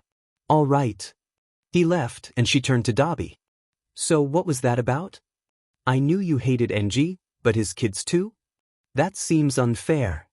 She yelled at him and he hissed. Feral burnt rat. Hey, I don't hate Shoto, did you just call Endeavor Enji? Dabi asked incredulously. She nodded, giggling slightly. Himiko's mood swings are rival to none. Oh, I decided that he wasn't worthy of a title, so I decided to just call him Enji. Dabi smiled slightly, nodding. This is why he loved this family. Iconic. Please call him that to his face. Anyways, I don't hate Shoto. Obviously. I was just confused as to why you brought the child of a hero into a villain base. You get what I'm saying? She nodded, looking at the ground. Yeah, not my best plan. But hey, I know he can keep secrets. Also, just to inform, he thinks I'm a vampire, so if he asks, please go along with it, I want this to go on as long as possible. She giggled and Dabi sighed. Of course. Shiggy looked up from his spot sitting on the table, confused. Seriously? A vampire? Actually, that makes sense. Himiko, you are a vampire now. Himiko giggled, nodding. That's the spirit. Anyways, I'm tired. Night. She skipped to bed, did her nightly routine, and went to bed. In the morning, Izuku sat up. He was very excited for the weekend. Because during the weekend he could go right back to sleep. Mustard was the same. Himiko, on the other hand, was going on a walk. Walks are healthy. Walks are good for you. Walks. She got dressed in her favorite outfit. The top was a pretty white dress shirt, like the one underneath a suit. And she also wore a pretty red skirt. She grabbed her work bag and headed out. She skipped outside the door, entering the shady alleyways outside the warehouse. She passed many shady figures, most of which were busy with their own business. One, however, seemed to take extra notice of the innocent little girl walking the alleys, and started following her. Just what she was looking for. The man tried to be stealthy and go unnoticed, but he was failing miserably. His footsteps were the only noise that rivaled his loud breathing, and she giggled to herself. How stupid! She skipped her way into an abandoned-looking building, and was rather surprised to see it very clean. No matter. She stood on the floor in the middle of the room, waiting. The man revealed himself. He was a rather tall man with a pretty face. Probably how he got away with what he did. Stupid society. Hello, little girl. Tell me, what are you doing all alone in an abandoned building? Don't you know that's dangerous? The man smirked, flexing his arms slightly. She glanced at him, analyzing his movements. Just keep talking. Oh no. I'm afraid I'm lost, mister. She whimpered dramatically and he took the bait. She noticed he leaned heavily on his right leg, and the other one was bandaged. Also, he wore glasses. She could use that. Well, come with me. I'll bring you to a police station, all right? The man offered, pretending to be a nice man. She saw right through it. He leaned closer to her, and she saw an opening. She lunged, drawing her knife out of a hidden pocket and stabbing the man in his ribs. He yelped before turning around to where she stood behind him. You'll pay for that. He growled before running at her. She dodged to his left, and he cried out, having to put his weight on his left leg to turn. After a few more minutes of that, his leg gave out and he collapsed.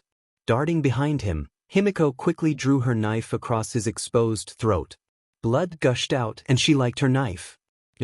She crouched, took her bag off her shoulders, and pulled her machine that stored blood out. Thanks, Mustard. She had given him what she wanted, and he was able to build it. She had decorated it with stickers and glitter, of course. She stuck a couple needles into the man's flesh and activated the machine. While she waited for it to finish storing all the blood it could fit, she sat next to the man and grabbed his arm. She brought it up to her mouth and bit it. No harm in a quick snack while waiting for the machine to be done. Suddenly, she heard footsteps. Coming closer. Close. She pulled her knife out of the man's arm, where she had stuck it to store it, and readied herself. The door opened, and she saw four people. First was a man with white, arrow-like hair and a white raincoat, hood thrown back.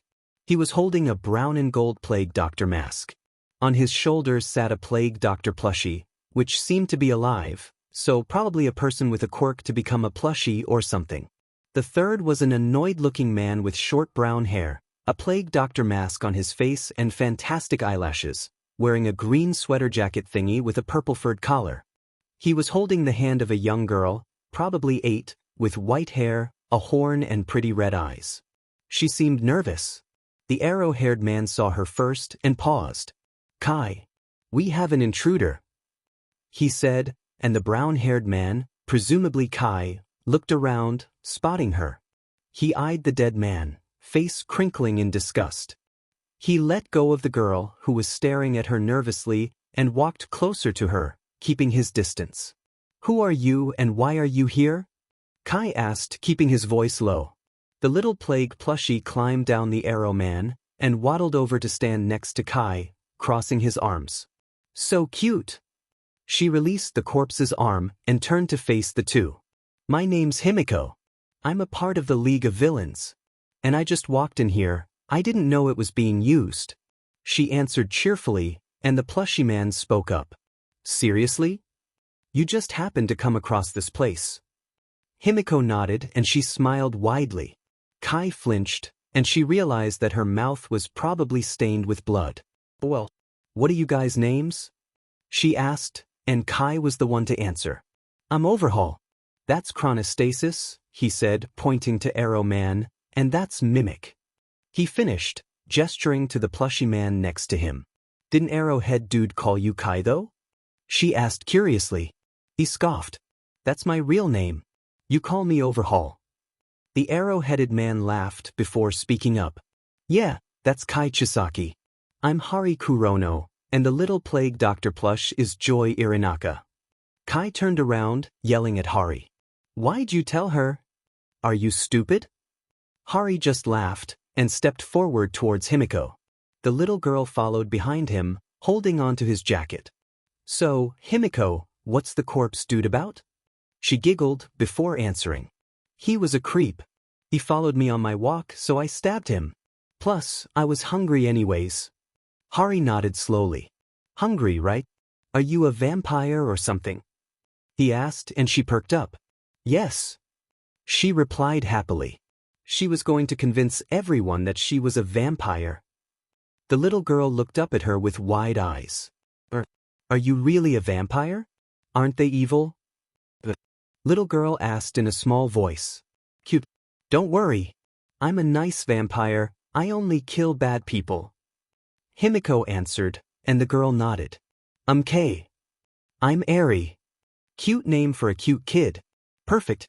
Nice to meet you, Eri," she replied, and Eri smiled at her. She smiled back, before her machine beeped.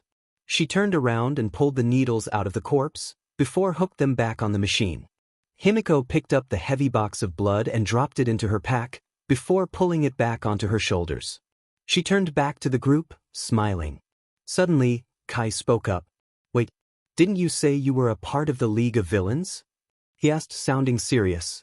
She nodded, and he continued. We need you to set us, the Shie Hassaikai, up with a meeting with them. He ordered. Hari elbowed him in the side, and he grumbled before adding a quick, please.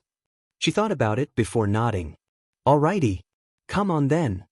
She cheered, and Kai seemed startled. All right then. They followed her down the alleyways, chatting the whole time, minus Kai, who only butted in everyone now and then. Finally, they arrived at the warehouse. She pulled the key out of her pocket and unlocked the door. Shiggy, you have some people who want to meet with you. The Shie Hassaikai. Shiggy looked up from where he was standing near the television and sighed. Seriously, Himiko? You don't tell anyone that you're leaving and come home with a bunch of random NPCs in tow? He asked tiredly, and she nodded. Kai stepped forward, cringing at the dirtiness of the warehouse. I am Overhaul, and I'm here to suggest a business proposition. He went on and on about his things, so she didn't pay much attention. Sis. Himiko called, and Magna turned towards her. Yes, hun. She implored, and Himiko smiled. This is Eri. She's super cute. We need to go shopping for sure. These Shie Hassaikai obviously don't know how to dress a cutie. Magna nodded happily, grabbing her wallet as if she was going to pay for the things and not just steal them. Yes. Girl, it has been so long since we've been shopping, this is perfect. Bye boys. Magna told the rest of the league, before they headed out. Himiko held Eri's hand as they walked through the alleyways to the mall. Upon arriving, they headed straight to the clothing stores. They let Eri pick out a bunch of clothing, before sneaking out the back door. She texted Mustard to remove the footage from the security cams, to which he replied, K. How elegant. After arriving back at the base with bags and bags of clothing, they walked in to see the others were still talking. Seriously, how long does a meeting take? Kai looked up, raising an eyebrow at all the bags before nodding to Hari, who took them. Eri smiled at Himiko, thanking her, before going back to sit next to Kai. After the meeting was over, everything had been figured out. But Kai also had given them permission to hang out at their base, and vice versa, so she could totally play with Eri. Izuku was not there for all this. In fact, he was nowhere near the league at all. He had been forcibly dragged out of his room by an immeasurable amount of texts by Ijiro, who wanted to hang out. Damn it. Why does he have friends again? Scratch that. Why is he friends with extroverts? This was the conversation. At 4 a.m. But, Ijiro, did you want to hang put? Laughing face. Ijiro, did you awake? Ace, I am now. Ijiro, did I wake you? Sorry. It's fine. Ijiro, you're so manly, laughing face. Ijiro, so you want to hang out? Sure. Ijiro, yay. Ijiro started sharing his location. Ace, you'll be there in 20 minutes. Ijiro, see ya. And here he was, outside of Ijiro's house. He knocked on the door, and it burst open by an excited-looking woman with black hair and sharp teeth. Hi. I assume you're Eiji's little friend. The lady said excitedly. Another lady popped up behind her. Don't overwhelm the poor boy. She giggled, smiling. This one had dark blue hair and was dressed colorfully, a big contrast to the first lady who wore all black. These must be Ijiro's moms that he mentioned. Hello. My name's Ace. He introduced himself, nodding at them. They let him in and he looked around. The living room had a bunch of training equipment, the type you'd see at the gym. No wonder the whole Kirishima family was so buff. Ijiro burst out of his room, hair down and slightly wet. Hey dude. Welcome to my house. How do you like it? Super manly, right? Ijiro announced, and Ace nodded. For sure. He responded. Ijiro dragged him up to his room excitedly. Dude, come on. Let me show you my room. He cheered and Ace walked in. It was a decent-sized room, and it was pretty clean. There were lots of posters of Red Riot and wrestlers. He filed that away in his memory for his notebooks later. Ijiro was gay and liked buff manly men. Ijiro showed him a bunch of his stuff, and he noticed he had a wide variety of clothing. From shiny pastels to very gothic, he had it all. When he pointed that out, Ijiro seemed a little embarrassed. Yeah, I used to be really into the emo stuff back in middle school. Not so much anymore, but I still like it. I definitely like the colorful stuff too though. Ace snorted. Obviously. Saying, Ijiro owned Crocs in every color of the rainbow. He wore a different pair each day in a cycle. After hanging out in his room for a while, the pair went to the park.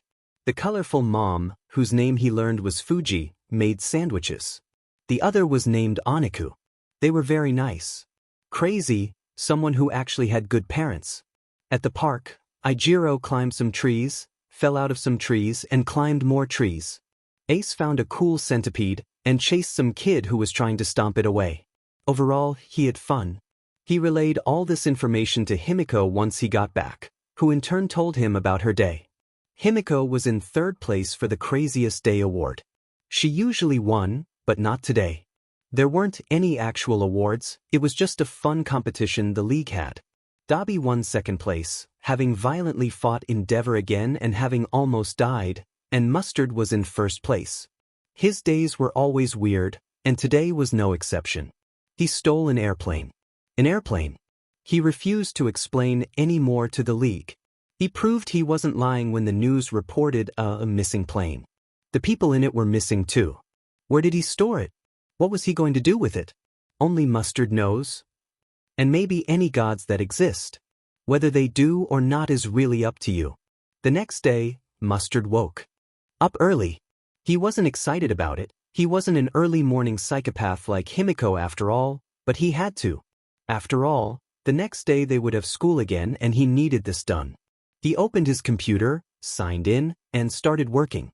His plan was simple, all he needed to do was hack into the commission's database and frame them for the missing plane. He got into the database rather easily, and made sure he was untraceable. He was. Now, to frame them.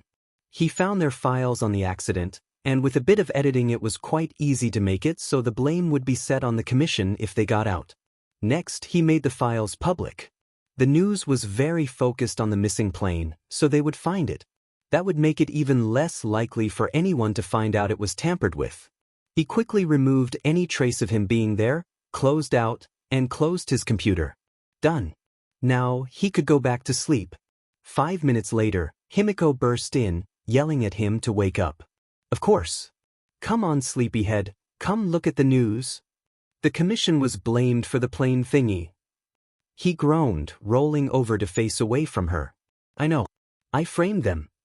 Let me sleep, she giggled, skipping over towards him. Nope. Time for you to get up. Fin, he sighed and sat up. I'll just get dressed. She skipped out, and he forced himself to get up. He put on his binder, then grabbed a simple black dress shirt and pants. After getting dressed and brushing his teeth, he headed to the living room and joined Himiko, standing next to her. Izuku was still asleep. He was jealous. He wished he could be sleeping. Himiko started walking, grabbing Mustard's hand and tugging him along. She did this a lot, ever since they met when he was 12. That was probably the best day of his life. He had been on the streets since he was 8, so when Dabi found him and took him in, he was wary. He had never really had good intentions with adults, after all. His mom abandoned him after he was born. His father was dead.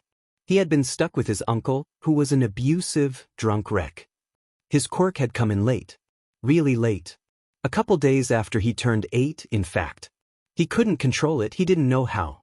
Since he wasn't immune to it, it had knocked him out too. Somehow though, his uncle stayed asleep longer. He knew he couldn't stay after that. He ran. The streets weren't welcoming, but they became home. He was a weak kid, no weapon, a stupid, villainous quirk he didn't know how to use. He was an easy target. He knew there were creeps in the streets, sure. Schools were always talking about stranger danger and whatnot. But he never really realized how cruel humans could be. Not until he came face to face with the truth. A nice-looking guy had offered to let him stay the night at his place, clean up a bit. He hadn't been in the streets for long, so he didn't yet know exactly how twisted people are. Pretty faces hiding rotting hearts. He never took another offer to go to someone's house. That is, until he met Dabi. In the beginning, he obviously didn't plan to go with him. It was before he had gotten his guns, but he had a knife. The thing that made him change his mind, though, was the girl dragging him around now. Himiko. After all, if a young girl only a year older than him had been living with this guy for a while, maybe he would be okay. He still kept his guard up. This was before they joined the league, so they just had some trashy apartment, but it worked. He had to share a room with the strange girl, but she didn't seem to mind, so he didn't complain. He didn't sleep the first night. He thought it would be creepy to watch the girl sleep though, so he sat in a corner keeping an eye on the door. The burnt man never came. He still didn't trust them, but he didn't run. He decided to try. The next day he learned their names. Dabi, the burnt guy, and Himiko, the girl. Over the next few weeks, he slowly let his guard down. And now? He shuddered to think of what life would be like without them. Himiko stopped moving, shoving him out of his thoughts. He looked around, taking in the view. They were in front of a mansion? Suddenly, Mustard recognized the location. Himiko, why are we in front of the Todoroki family's mansion? He asked, keeping his voice low. Well, technically we're breaking in, but I'm friends with Shoto, so it's okay. Come on. He sighed before following her. Shoto lived upstairs, so to break in, they needed a way to get higher up. Thankfully, Himiko had been experimenting with the quirk of the creep that she had killed, grass control, so she was able to drink some, morph into him and use the quirk to weave the grass into a stable pair of stairs. Hopping onto his balcony, she dropped the appearance and the grass drifted down to the ground again, normal. She knocked on the door to Shoto's room and he opened it. He seemed startled to see her, but greeted her normally anyways. Hello Himiko. Mustard. Shoto monotoned, and Himiko smiled. Hi Shoto. She cheered. He let them in, and it was Mustard's turn to be surprised at the sheer size of Shoto's room.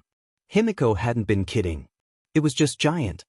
Himiko plopped herself onto the bed, and Mustard sat next to her. They all chatted for a while, until they were unfortunately interrupted. Endeavor. Shoto. You should be training, not having friends over. You didn't tell me. At least you have a male friend. The man boomed, pointedly ignoring Himiko. She totally took that as a challenge, didn't she? Come on Enji, he's super strong already. He can have time for some friends, right? She teased. She was good at riling people up. Endeavor glared down at her, frowning. The fire on his face flared up higher, scorching the room slightly. What did you call me, girl? You are to address me as Endeavor, not by name. He shouted, face red with anger. Himiko giggled, shaking her head. Nah, don't feel like it. Anyways, I'm kidnapping Shoto for the day. And possibly longer. I'll return him when I wanna. Himiko announced, before drinking some blood she had on hand, in her bag, activating her quirk, and grabbing Shoto and Mustard's hands. Endeavors started yelling, but Mustard didn't hear the rest of what he said as Himiko activated whatever quirk she had taken and the three of them poofed out of the room. They appeared back in the base. Couldn't you have done that to get there? Mustard pointed out to Himiko. Well, yeah, but I didn't wanna. Walking's fun. She responded slyly. Mustard sighed. Of course. Shoto looked around. Oh, I remember this. This is your house. Himiko nodded. She dragged the two boys to her room, giggling. Dabi sighed dramatically from the kitchen as he spotted them, and she stuck her tongue out at him. Mustard sighed again and Shoto looked at Dabi helplessly as he was dragged away. Dabi snorted at the sight. Himiko really was something. He took a sip of his coffee, knowing he'd need it to make it through the day. Himiko sat them down on her bed, smiling. She rummaged through a bin near her bed, before pulling out an Ouija board. They would have invited Izuku, but he seemed determined to sleep the entire second day of the weekend. Sleepover time. Himiko shrieked happily and Mustard sighed. He did that a lot when he was around her. They played with the Ouija board for a while, then headed to bed as they wanted to be rested for school in the morning. After all, Aizawa said that something special was happening that day, and they wanted to be ready for it. Izuku especially, with his sleeping the entire day and night. Like, DMN dude. I think that's a little much, but alright. In the morning, they got dressed in their school uniforms. For Shoto, Himiko snuck back into his house in the middle of the night. Honestly, the others weren't sure if she needed sleep, with how little she got of it. Maybe she actually was a vampire. They took the bus, and Shoto was very interested in it. Apparently he had never taken public transportation. Rich boy plays peasant, finds it interesting. Himiko could imagine that being a news heading. Maybe on BuzzFeed. They had arrived a couple hours early. Shoto quickly headed to the class with Mustard and Ace, while Himiko found Nito waiting for her. Himiko, come with me. I've got to show you something. He ordered, and she followed him excitedly. She wondered what it was going to be about.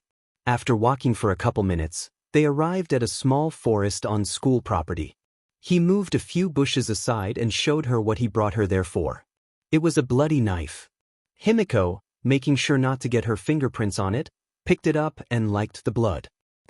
She recognized it. It was Denki's. She hadn't drunk his blood yet, but he had gotten cuts during training and she could smell it. She knew. She turned to Nito and relayed the information to him. It's Denki's. Denki Kaminari. We need to try to call him. Nito nodded. She pulled her phone out and called his number. It took a few tries, but eventually he picked up. There was silence on the other side of the line. She started talking. Denki, are you okay? If you can't talk, send me your location, okay? The other side stayed silent before the call ended. Checking her texts, however, she saw he had indeed sent her the address. She turned to Nito. Come on, I know the place. Let's go. She ordered, and he glanced at her. You sure? I think we should tell a hero. He replied, and she shook her head before pulling him along. She drank the teleporting Quirk person's blood and quickly teleported near the coordinates Denki had sent before releasing her Quirk. Nito opened his mouth to speak, but she shushed him. She glanced around the corner and saw it. Denki, tied up and now unconscious. Around him was what looked to be a bunch of thugs. It made sense why he didn't speak. She gestured for Nito to stay put, and he made a, no whatever plan you're making is bad stop, face, which she chose to ignore, obviously. She made sure her knife was where it should be, and, putting on her best innocent little girl face, stepped out. The leader, a woman probably in her late 20s, turned towards Himiko. Oh dear, what is a little girl doing here? Don't you know this isn't a place for cute little girls like you? The woman smirked, before pulling out a gun. Now I have to kill you? What a shame. The older lady laughed emotionlessly, aiming the gun at Himiko's face. However, before she could pull the trigger, Himiko pulled out her hidden knife and lunged. She slashed at the woman's eyes, who obviously wasn't expecting it. She dropped the gun, instinctively reaching for her face. Himiko quickly picked up the dropped gun. They weren't her first choice of weapon, but she knew how to use them. Thanks, Mustard. Himiko aimed at one of the bigger thugs, shooting them in the knee, then right between the eyes. That seemed to knock the rest of the gang out of their stupor, and they rushed at her. There were probably about 5, maybe? She could handle it. She shot 2 more in the heads, before using the gun to guard from a knife attack. She threw the ruined knife aside, before lunging again. She stabbed the man in the neck, where she knew an important vein was, before ducking low and slashing another's Achilles tendon. She rose again, this time aiming for the thug's neck. As usual, she hit her target. One more. It was a large, muscular gang member. They circled each other, waiting for the other to make the first move. Himiko feinted a left slice, and they fell for it, leaving their right side fully exposed. She dragged her knife deep through their flesh, before darting back. While they staggered, trying to recover, she crouched low and stabbed the area behind their knees, forcing them to kneel. Finally, she made the final blow. She turned back to the leader, picking up a gun dropped on the floor by one of the thugs, and shot the lady from where she was crawling away on the ground. Thank goodness she had put on gloves, or else her fingerprints would have been all over the weapons. She tossed the gun aside, before gesturing for Nito to come out. Oh, maybe she shouldn't have brought him. He looked traumatized. Himiko. in the most polite, respectful manner possible to the one with the knife. "What the F-sharp CK?" he whispered, and she giggled. It probably wasn't the best, but she found his terrified expression cute. "What's the problem? I told you I was the one to fear on the streets," she answered, deciding gaslighting would be the best way to go. "I was not aware that this," Nito said, gesturing at the corpses, "was what you meant." She turned around, skipping slightly. "Well, now you do. Don't tell, 'cause I don't want to have to kill you." Himiko replied cheerfully, and he nodded.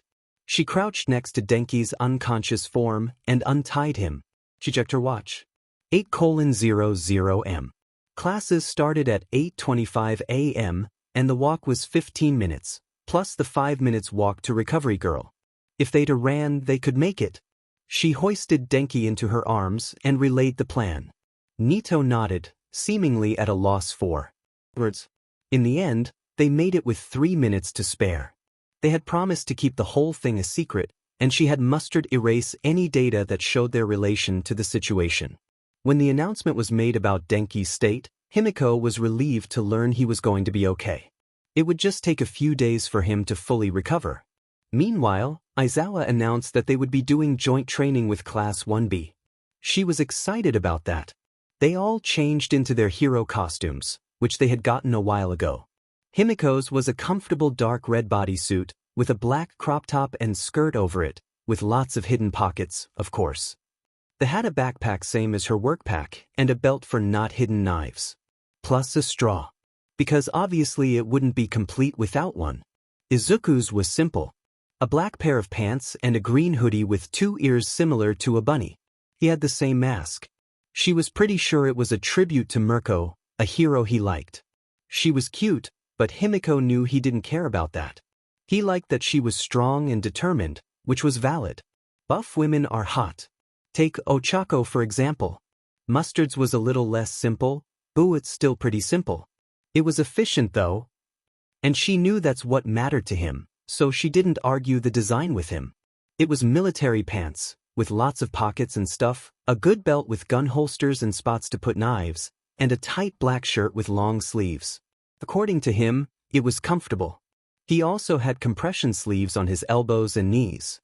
On his knees it was under the pants, though, so you couldn't see them.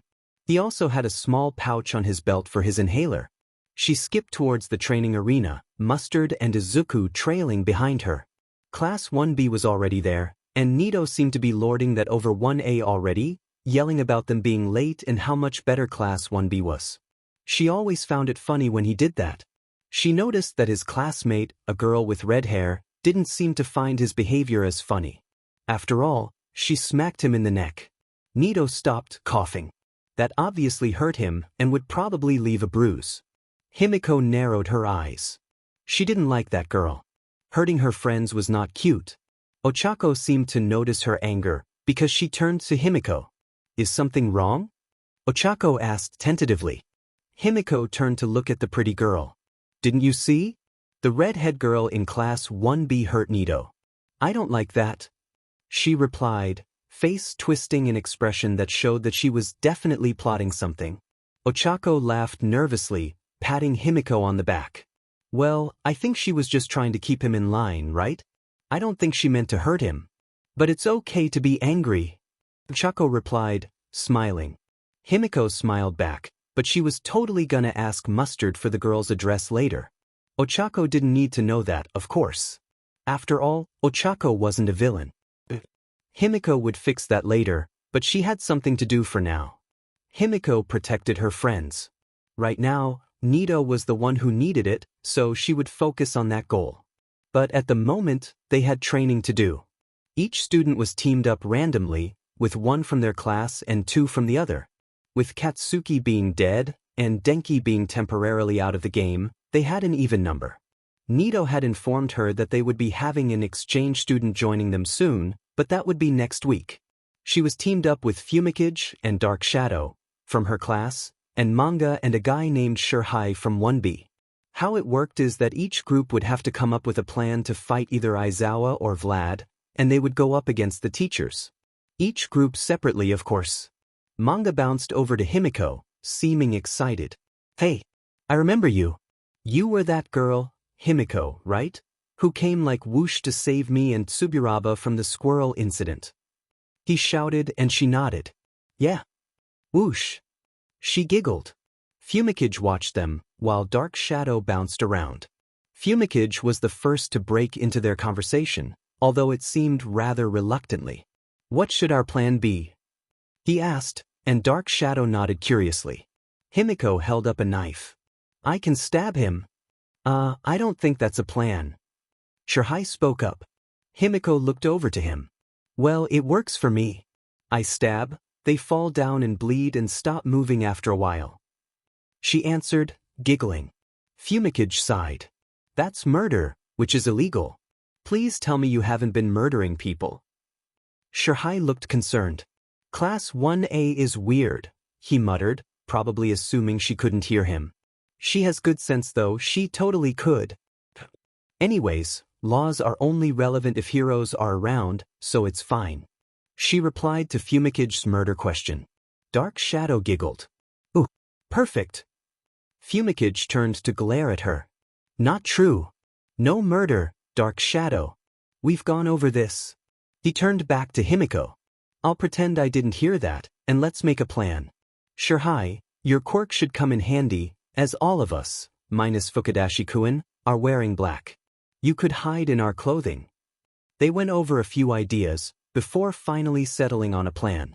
Finally, it was their turn. They were fighting Aizawa. Perfect. First, they had Fukudashi drop a building-sized onomatopoeia on him. At least that's what Himiko thinks they're called. She could be wrong. Their plan was to do bus-sized, but it seemed that manga got a little excited. Meh, it was alright.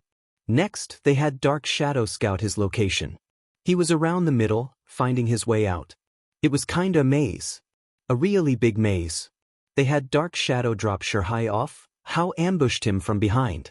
Obviously, he was able to throw Shie off, but it left him distracted. That's where Himiko came in. True to her word, she stabbed him. She didn't murder him though. Just stabbed him in the back of the knees. That brought him down, but he used his capture weapon to try to retreat. She quickly cut it and tackled him. They tumbled for a bit, before she managed to pin him. Dark Shadow came over and pinned him too. They had won. It had been surprisingly easy, and much quicker than the rest. Guess they got a good group. After it was over, they were released to watch the rest of the fights. We did great. And I totally got to stab him. Himiko giggled and Shie sighed. What is your obsession with stabbing? He asked incredulously and she smiled widely. Blood. Speaking of which, can I drink yours? Different color, like your quirk? She asked, rapid-fire style. He blinked, brain catching up to her words. My blood is white due to my quirk. Yes. Are you a vampire of the abyss or something? She thought about it for a minute before replying. Vampire? Of the abyss? Sure, why not? Himiko giggled and he nodded. I see. As long as it doesn't hurt, I suppose I do not have any problem in regards to drinking my blood. He answered awkwardly. Dang, Nito was right when he said Shie was bad at talking to girls. It was kinda cute though. Yay. I bet you'd look super cute bleeding. She squealed, pulling out her knife. Shie looked extremely flustered and like he regretted life simultaneously, which was honestly impressive. She made a cut on his arm and drank. It tasted pretty normal, but it was white instead of red, which was cool. After she finished drinking, she smiled up at him. Her new friend. After all, letting Himiko drink your blood is equivalent to a lifetime subscription to friendship. Yum. Thanks, Shie. Himiko exclaimed, and Shie blushed furiously at the use of his first name. Oh, flustered easily, cute. Just then, the last fight finished and present mic called for all the students to gather. Himiko bid farewell to her fellow group members, and skipped over to Nito. She grinned at him, and he returned the look with a sigh. What do you have planned now, you psychopath? He deadpanned, but she knew he was just joking. At least she hoped. He wasn't really thinking she was a monster, was he? He's her friend, right? Yeah, he wouldn't hate her. He couldn't. Except he could. She knew too well. He could and would. He broke her out of her rabbit hole of thoughts by a gentle tap on the shoulder. She looked up, startled, and saw he looked concerned. "Hey, you good, Himiko?" he asked tentatively, and she nodded. She could pretend for just a bit. She was great at that. She plastered a smile on her face, feeling like she was back in middle school. Disgusting. "Oh, I'm fine. Just spaced out, you know? Anyways, my class has gotta go. Bye, Nito." "Love ya." Himiko shrieked, and he seemed startled, before smiling. "Alright, bye. Love you too. And you sure you're all right?" He checked, and she nodded quickly before running off to join her class. She caught up to her class quickly and found Izuku and Mustard, both of which had been on the same team. They told each other all that had happened and headed back to class. After school was finished, they each went back to their dorms. Himiko plopped down on her bed and started reading a fanfic she had bookmarked. It was funny because it was about the League of Villains, but she actually knew them, so she knew how OOC they were. She only gotten 2 chapters in before her phone literally started buzzing itself off the table with notifications. It wasn't the League's GC, she had it silenced while on school property so classmates didn't accidentally see notifications. What the heck? She checked it and Ida had made a class GC. Oh, that was a mistake.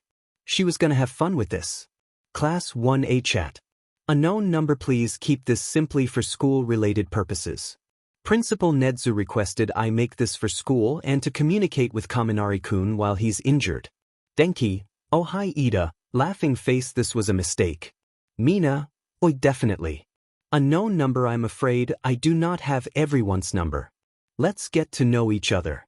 Everyone please say your name, pronouns and sexuality if you're comfortable with it. Unknown number, Tenya I, he him, bisexual. Also, if anyone could inform me how to turn off caps lock, it would be highly appreciated. Unknown number, Hantasiro, he they, pan l. Denki Kaminari. He they, trans mask by the way, and bisexual, 3. Mina Ishido, she her, transfem, and bisexual, woman pref, they're fantastic. Unknown number there. Mina, Ida Ili but ISTG. Ochako Uraraka, she her, bisexual, love. Himiko, I have a family name but I don't like it, girl IG? And pansexual, allosexual, platonoromantic, hemophilia, which is all a pretty long was to say I love everyone all the time, laughing face. Ace, he they at IG, trans mask, and Emma omnisexual, asexual and demisexual beach. Denki, oh shit we can cuss? Unknown number NO. Ace, yep. Mustard, yes, that's my name, he they, trans mask, gay and asexual. Yuga Aoyama. They he and I am a homosexual. Shoto. I don't like my last name either. He him and I'm asexual and gay. Unknown number Mizo Shoji, he they, gay. Fumikage Tokoyami, he they, gay asexual. Dark Shadow, she her, Arois. Unknown number Ijiro Kirishima. He him, FTM, and super gay, smiley face. Unknown number Minoru Mineta. He him and questioning help? But whatever, I am preferenker for women BC their HOT. Mina, truth. Unknown number Tsuyu Azui, but call me Tsu. She her, lesbian. Momo Yayorozu, she her, lesbian. Kyoka jo she they liebing. Kyoka, flips. Kyoka, lesbame. Kyoka, lesbian. FING finally. Mina, unknown number Mashireo Ojiro. He him. Bisexual. Koji Koda, he him, Arois. Unknown number Toru Hagakure, Invisibich. I was not allowed to put that as my hero name, unfortunately, and ways she her bisexual. Mina, Himiko and others updated the names. Vampy, wow, can't believe we have no straight PPL in the class. JK, I knew it already. Greater than over equal to for all less than over equal to. Vampy, also no neurotypicals. BTW. Just to inform. Invisibich, wait, what happened? Invisibich, OHNVMD. Yappy yay, oh cool. Yappy yay, come on. Punk lesbiab, fail. Abyss, fun. Abyss, wouldn't this better fit Fumikich? Melts you. Oh, first name basis, degree. Abyss lover, it's not like that. Abyss lover, I see what you've done there. I see I don't get it. I see I don't get mine either. Vampy, oh you sweet summer child. Melts you. Prez, school related only. Also, thank you Siro-kun for showing me how to turn off caps lock. Rip off Spider-Man, no problemo dude. Rip off Spider-Man, also rude. But true. Cutie. Carrot omega carrot. Cutie, thank you. Vampy, you deserve it Koji you are adorable. Ball, wow ball joke hear it all the time, still hilarious. The boulder, The boulder, oh super manly. I see I still don't understand. A queen. Tenya, hun, you knew this was going to happen when this was made. Please accept it. I have. A queen. Also, thank you. Punk lesbiab. It is the truth Momo is queen. Astronaut. Yes. Astronaut. I could totally be an astronaut if I wanted to, sad face. Of course you could. Zapier. Simp. Melts you. Simp. Zapier. I. Melts you. Astronaut. She's not a simp, she's just supporting me. She's a good friend. Punk lesbiabs. Vampy. Pensive face. Astronaut? Kermit. Sigh. Kermit. Sighs increase. Tails. Wow rip Himiko. Twinkles. Sparkles so sad sparkles. Ace of Hearts. Elmafeo rip Himi. Ace of Hearts. I love this name to. Condiment. Knowing Himi, mine's gonna be something like condiment. Condiment. Point proven. The. Condiment. Love. Melts you. Degree. Condiment. Saying she's my sister no. Vampy, you don't love me? Condiment. Of course I do, not romantically though like Ashido was implying L. Vampy. I'm stupid. Ace of Hearts, yes you are. Condiment. Very much so. Vampy. Betrayed by Mo own brother's sobs. Melts you, while our siblings? Vampy. Yeah, laughing face. Melts you. Sheet well anyways. Punk lesbiab. F. Melts you. Well none of y'all knew don't blame me. Twinkles. I knew sparkles. I see. I knew. Astronaut. I knew. The boulder. I knew. Melts you. Hiffy. Vampy. Amafeo it's chill. Prez. I already regret this. Go to bed. With this, Himiko shut off her phone and took his advice. After all, they were meeting another school tomorrow. She needed rest. When she woke up, it was probably about 4 a.m.? She didn't care. She didn't need much sleep anyways. Mustard and Izuku always called her a psychopath for that, but whatever. She checked her phone and saw she had 90+ notifications from the Class 1A chat, which she decided to ignore. She'd get to it after coffee. Izuku and Mustard technically didn't allow her to drink it, but what they didn't know couldn't hurt them. After finishing her coffee with, like, 1 billion sugars in it, she chilled on the couch. She was still in her pajamas, she'd get in her uniform later. She pulled out her phone to see what the chaos was about. The most recent text message totally caught her off guard. Class 1A chat. Prez, please remember we will be meeting Ketsubutsu Academy today. Please be on your best behaviors. Himiko, I hate to call you out, but no stabbing any members of the other school without their permission. Vampy, rude? I would never. Vampy, I might though. Vampy, no promises. I see. Don't those contradict each other? Vampy, smiley face. Melts you. Why are you all up so early Estif? Ace of Hearts. If you don't like their early morning chaos, mute the GC. That's what I'm doing. Be a problem solver. The boulder. Okay dude. Kermit, he's right. Good thinking. Himiko put her phone down and stood up, going to her dorm to change into her uniform. After changing, she headed to Tenya's dorm because she was bored and he seemed to be awake. She knocked and heard a muffled, "Come in," from inside. She opened the door, before slipping in and plopping onto his bed. She giggled at the sight she saw. Tenya hadn't yet gotten dressed in his uniform and was instead wearing silly matching pajamas. His hair was also messy, and his glasses sat crookedly on his face. How cute! Morning, Tenya. She chirped, and Tenya nodded. Good morning, Himiko. I hope you slept well, he asked, and she smiled. Yup, she replied before flopping back into bed. It was super soft and super big too. She basked in the comfort for a few minutes while Tenya seemed go to his closet to change. After getting into his uniform and grooming himself, he came back out.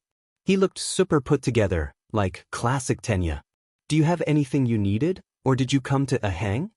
He asked rather awkwardly. She giggled before sitting up. Just hang. She answered happily, and he nodded. He seemed like he was rather pleased by this. Oh, the poor boy was probably lonely. She could fix that. She hopped off of his bed and grabbed his hand. Come on, let's go walk in the trails around the school, Himiko demanded, and Tenya thought about it. Technically they are on school property, so it wouldn't be breaking any rules. All right.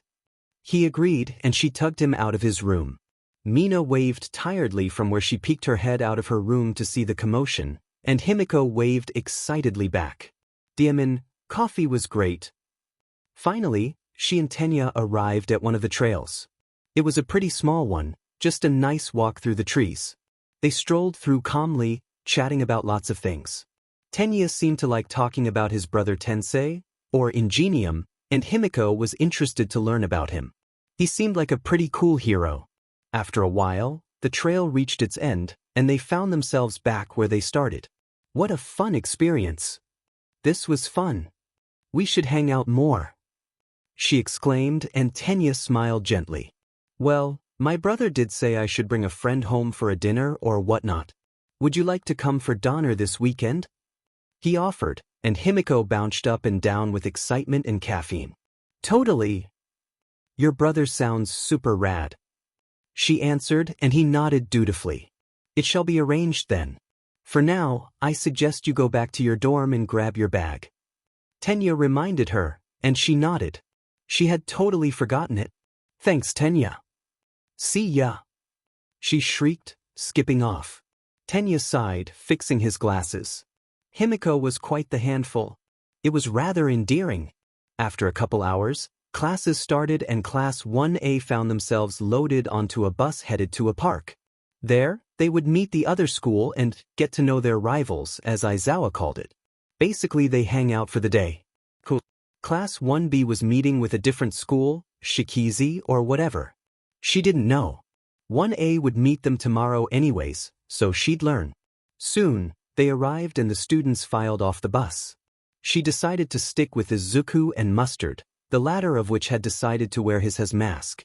So it was two scary-looking masked boys following a cute girl. Funny, because she was the one with like 50 knives hidden on her, while Mustard just had his gun and Izuku simply his strength. They were approached by a boy and a girl. The girl had whitish blonde hair tied up in pigtails, while the boy had black hair and a grin on his face that was obviously fake. Well, not obvious to most but very to her. See, the only way to fully become something you're not is to delude yourself into thinking you are, and at that point there's really no return. That is what you've become. So Himiko was always able to see through fakes. Boys. The fake boy spoke up randomly, and she turned towards him. Hi there, friends. I'm Yo Shindo, and this is my girlfriend, Tatami Nagakame. Lovely to meet you all. He spoke and she frowned. She decided to pull a Shoto and just be extremely forward. I'm Himiko. Why are you being fake? She asked bluntly. His smile faltered for a second and she saw it. The flash of annoyance on his face. Izuku saw it too as he nodded slowly next to her. Mustard would have seen it, but he was crouched next to her flipping rocks for bugs or whatever. Yo paused, collecting himself to come up with a reply. Tatami snorted. Guess your little trick doesn't work on her, eh? Yo turned to her, annoyed. Shush, it usually whirls and you know this. He turned back to Himiko, looking her up and down curiously. How'd you know? Most people don't, and you look pretty average. He asked, and she giggled. Not fake. I'm really good at telling when people are being fake. Don't worry about it. She explained, in an explanation that explained nothing, and he frowned, but accepted it. All right then. I guess you're a worthy opponent. He grinned and she grinned back. Suddenly, Tenya popped up from behind her and Izuku. Himiko, please remember, no stabbing without permission. Also no fights. He shouted, arms chopping away, before wandering off. Yo raised an eyebrow. No stabbing? You make a habit of that or something? He asked and she thought about it.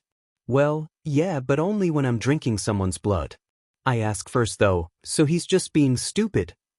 Himiko pouted, and it was Tatami's turn to look surprised. Drinking blood? Are you a vampire or something? She asked, and Himiko giggled. Yes. She answered excitedly, and Mustard snorted from where he was crouched on the ground. He stood up, dusting his pants off. I'm Mustard. The other masked dude is Ace. Mustard introduced them, and Yo nodded. Are you like her bodyguards or something? Tanami asked, and Ace shook his head quickly. I'm pretty sure she could stab us to bits. She's saved our buttes so many times. Especially Mustard with his twig arms. He teased and Mustard grumbled. I have a gun, and that more than makes up for my lack of physical strength in most cases. He argued and Izuku laughed. I won't argue with the one hiding a gun in his bag. Himiko pulled out a knife. No reason, she just felt like it. They calmed her. They did not seem to have the same effect on Chos around her, as they all eyed the knife warily. Yo was the first to break the silence. Why do you have a knife? He asked, still eyeing it. I'm deciding who to stab. She answered calmly. He nodded. Just don't stab us, like Robot Man said. Yo requested, and she proceeded to ignore him. She was vibing. She ended up stabbing Tatami, who decided to let Himiko drink her blood. Which was good. It had been almost a day since she had dranken some and she was getting thirsty. Himiko could go almost a day and a half before she got really thirsty, and 2 full days before bloodlust set in. During bloodlust, if it moves it gets ripped to threads. She becomes like an animal. She makes sure not to ever go into that phase. She wouldn't want to hurt any of her family, after all. Not again. Eventually, their tome ended, and they got back on the bus. Not before exchanging numbers though. Himiko was excited to have made some new friends. Izuku was peopled out and ready to hide in his room. Mustard had found some cool mushrooms he could study. An all good day. But they still had tomorrow to deal with, and Wednesday, when they would meet the big 3. She was excited. They arrived back to the dorms. It was pretty late, so Himiko just got in her pajamas, brushed her teeth and went to bed. In the morning, it was time to get ready for the meeting next school. She learned it was actually called Shiketsu High School, which wasn't that far off from her guess. But again, she woke up early. 3:30 a.m., as sleep is for the sane. This time Himiko decided she would break into 1BS dorm. Why not, after all? She got into her uniform, drank her coffee quickly, and headed off. She was determined to make a new friend. That Hitoshi kid was her target for today. She skipped into their common room, thrilled to find Hitoshi sipping coffee on the sofa alone. Still in his sleeping clothes, she might add. She didn't need to break into his dorm after all. She plopped down next to him. He raised an eyebrow at her, face looking tired as usual. I'm pretty sure you're in the wrong class. He deadpanned and she giggled. Oh, I know. I was bored so I wanted to check it out. She exclaimed and he sighed. People did that a lot around her. How odd. Well, don't expect me to entertain you. I'm solely here to get through each day and become a hero. It's enough for one loud blonde to befriend me. He muttered and she smiled. He missed be talking about Denki. Oh, he was probably just sad about Denki being hurt. She would help cheer him up. Okay. Anyways, you want to sneak out of school property? I know a nice alleyway with a bunch of stray cats. She offered, and that got his attention. She was right. He was a depressed cat boy. I'm intrigued. Let me get dressed. He replied, before reluctantly sliding himself off the couch and onto the floor. Once I find the will to get up. He amended. She giggled. Oh, that wouldn't do. Time isn't forever, after all. She pulled out a vial of Ochako's blood she had in her bag, and drank it as Hitoshi watched with morbid interest. She transformed herself into Ochako, and used the girl's quirk to make Hitoshi float. He let it happen. She floated him to his dorm, opened the door and dumped him inside. Hurry up! She shouted, dropping Ochako's appearance. In a couple minutes, in his uniform. It was still a bit messily put together, but it worked. She grabbed his hand and started dragging him out of the dorms. After she brought him to a place with no cameras, she drank the teleportation quirk and appeared them in the alleyways she knows so well. She guided him to the cats.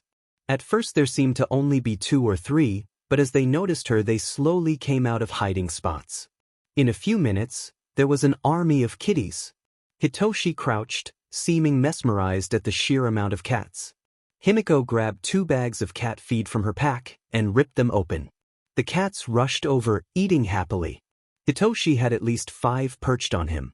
It was Himiko's cat army. She would one day release it on the world and flood it with cuteness, but not today. She also fed crows when they came along, so a crow army was also possible. And with Jean she could also make a Himiko army. Terrifying and cute. She turned to Hitoshi, snorting to see that he had laid on his back, accepting the fate of being crushed to death by cats. A fantastic way to go, if she said so herself. But after all the cats were fed, it was unfortunately time to go. We can totally come again. And the reason they know me so well is because, she paused dramatically, pointing to the warehouse next to them. This is my house. I'm neighbors with the cats. She cheered, and he glanced at the building. Looks like a warehouse. Could I take a peek inside? He asked, and she shrugged. Why not? She pulled the key out of her pocket and opened the door. Spinner looked up from his gaming with Shiggy, surprised. Himiko. Who is that? He asked, and she giggled. Oh, I was just showing him my cat army and he wanted to check out the house. She answered, as Hitoshi looked around. Dabi raised an eyebrow. A cat army? Very Himiko. He sighed. Why do people keep doing that? And flopped back against the couch like the theater kid he was. She turned to Hitoshi. Come on. I'll show you my room before it's time to head to school. She giggled glee, and he let her pull him along. She slammed open her door, startling Princess, who shrieked and launched herself at Himiko's face, claws out. Himiko, thankfully, caught her and set her down. No mauling people unless I tell you, Princess. She scolded, and Princess ran off, probably to raid the kitchen. Hitoshi raised an eyebrow. Is that a normal thing? He asked, and she nodded, groaning. Anyways, this is my room, and we've gotta go. She drank the teleporting blood again, and brought them back to the 1B dorm.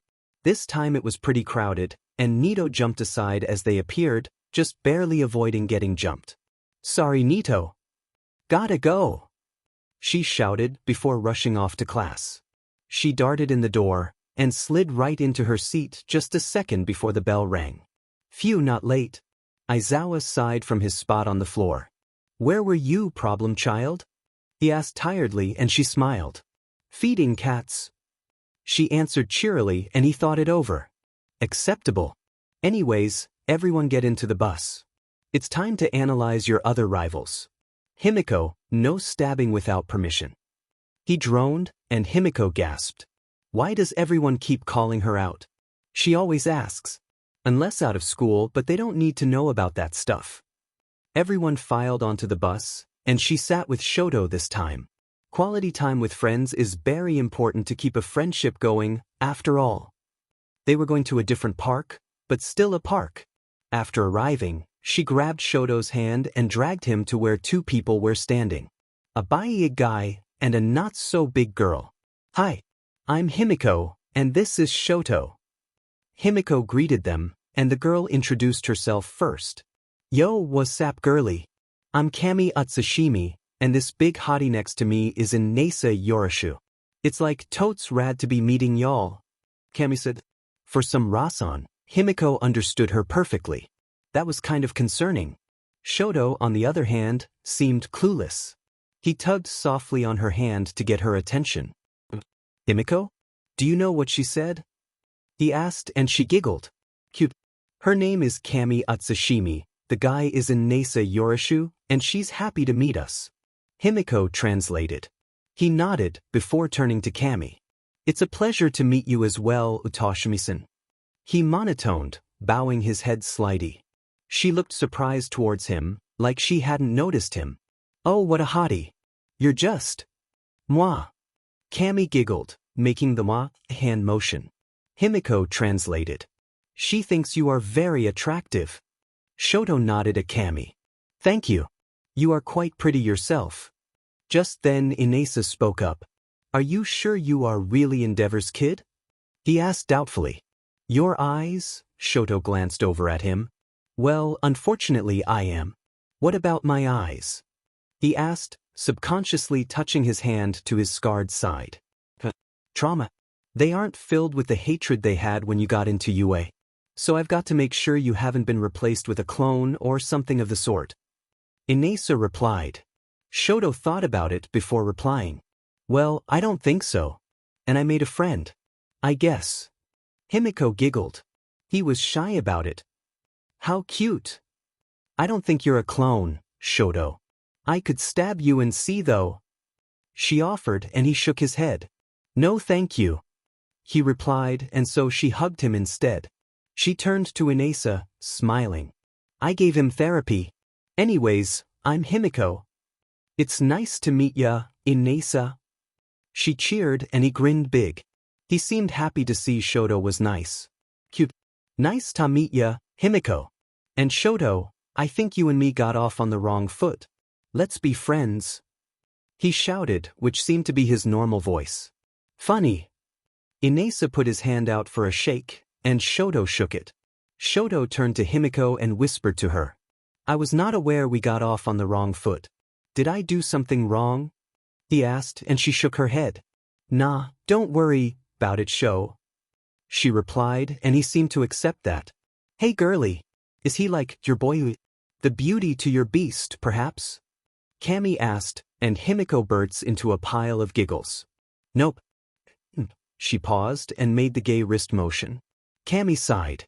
Ding, a fine piece of art all for other boys only. Too bad. What about you? You She asked, making the wrist motion. Oh, totally. I'm all for everyone, if you know what I mean. She giggled and Kami smiled. Nice. Honestly, same. Speaking of, could I get your number? The other girl asked, and Himiko smiled. Sure. They exchanged numbers, and chatted until they ran out of time. The other two boys had no idea what they were saying, which was pretty funny. It was like a code. It was not until hours later in her dorms that Himiko noticed that girl was totally flirting with her. Well, she could worry about that later.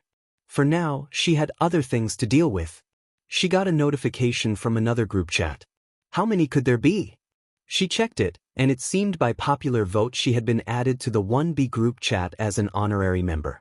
Nito texted her a list of all the names. Class 1B chat. Copycat. Alrighty, very one by popular vote Himiko will be added in. Copycat added Himiko, love into the chat. Himiko, love? Oh cool. Copycat changed Himiko to 3's name. Literal vampire. Literal vampire. How dare you spill my secrets now the government will know wow. Number 1 blower, government? If so, how we're all? Fruit. Spying? Well yeah, plus with a name like that I think they'd be more traumatized than angry, cozy eye. Number 1 blower. Sen don't blame me I didn't choose it Setsuna did, sad face. Scales 2. Unfeo best decision of my life. The darkness. Himiko is a vampire. The Abyss confirmed it. I talked with Tokoyami and he said the Abyss confirmed it for him too. Dad, lovely, vampires are always quite interesting company.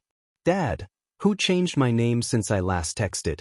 Yeehaw, me sorry Juzo. Dad, it's fine, no need to apologize. Like it? Yeehaw good. Literal vampire, oh you are from USA right? What state? Yeehaw, Texas as the name Yeehaw. Literal vampire, rip. Yeehaw, LMFAOYUP. Ironman, is it bad there? Yeehaw, there are scorpions in UR socks and in the showers and literally everywhere. Not even the worst of it. Don't worry about it. Iron Man, I'm concerned. Yeehaw, don't worry about it. Mushy, America's weird shroom. Yeehaw, yup, tongue sticking out. Furry, let's not fight on continents and their weirdness, and instead ignore North America's existence. Spainful deal. Literal vampire, Hitoshi. You are in here. Meow. Scales 2. We've been blessed with an insomnicat sighting. The darkness, the local cryptid appears for the call of a young vampire, gives us the wisdom of meow, and leaves. Truly lovely. Memilord, this is why I voted Himiko in She's Good Luck I swear. The darkness, not wrong, not wrong. Spook, she is? I'll remember that. Literal vampire, yay new friend.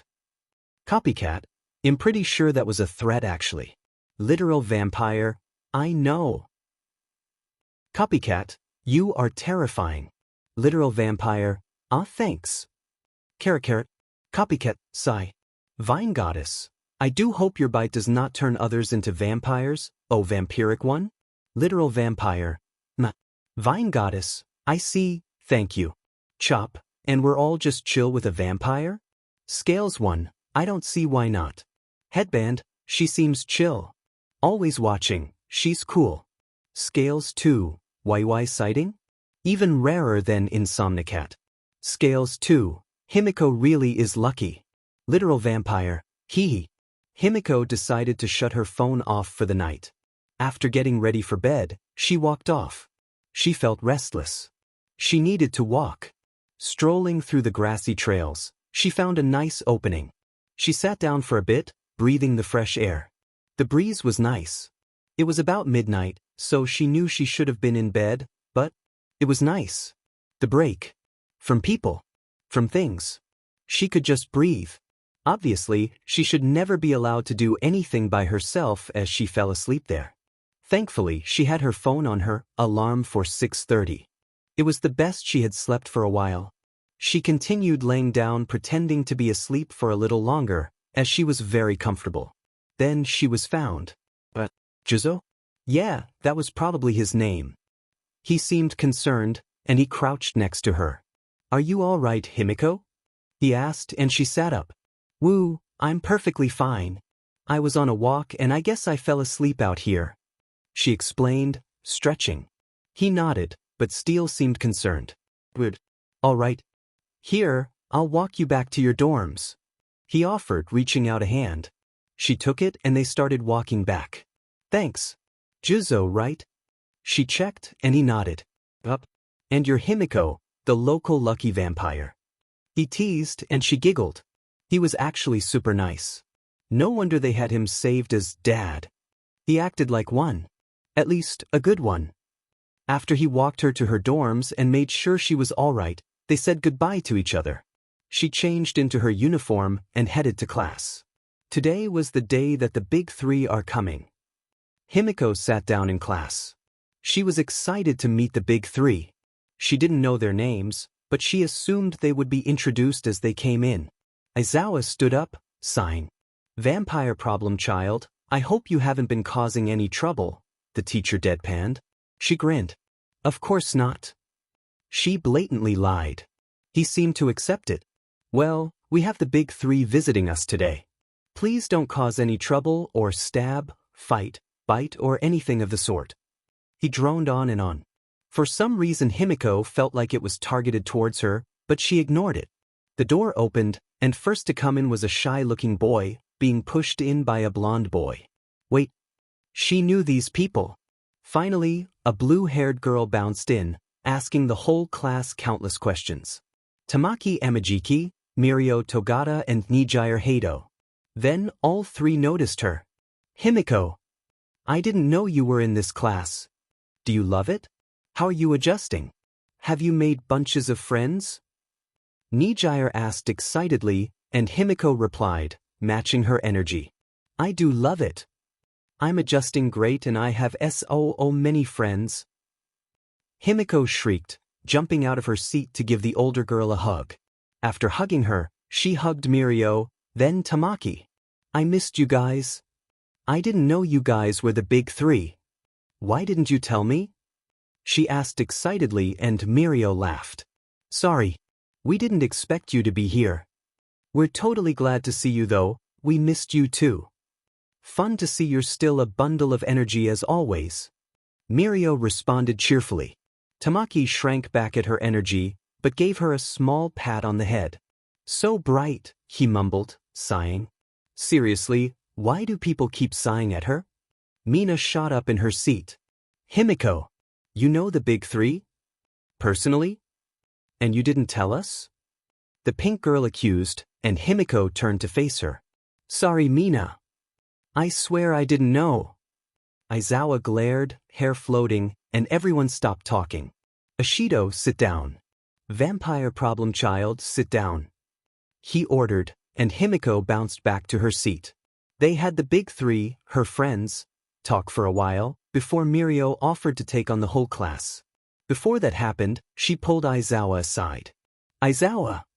He's gonna use his quirk and no one's gonna be able to even touch him. And since you aren't allowed to directly interfere, could I have some of your blood?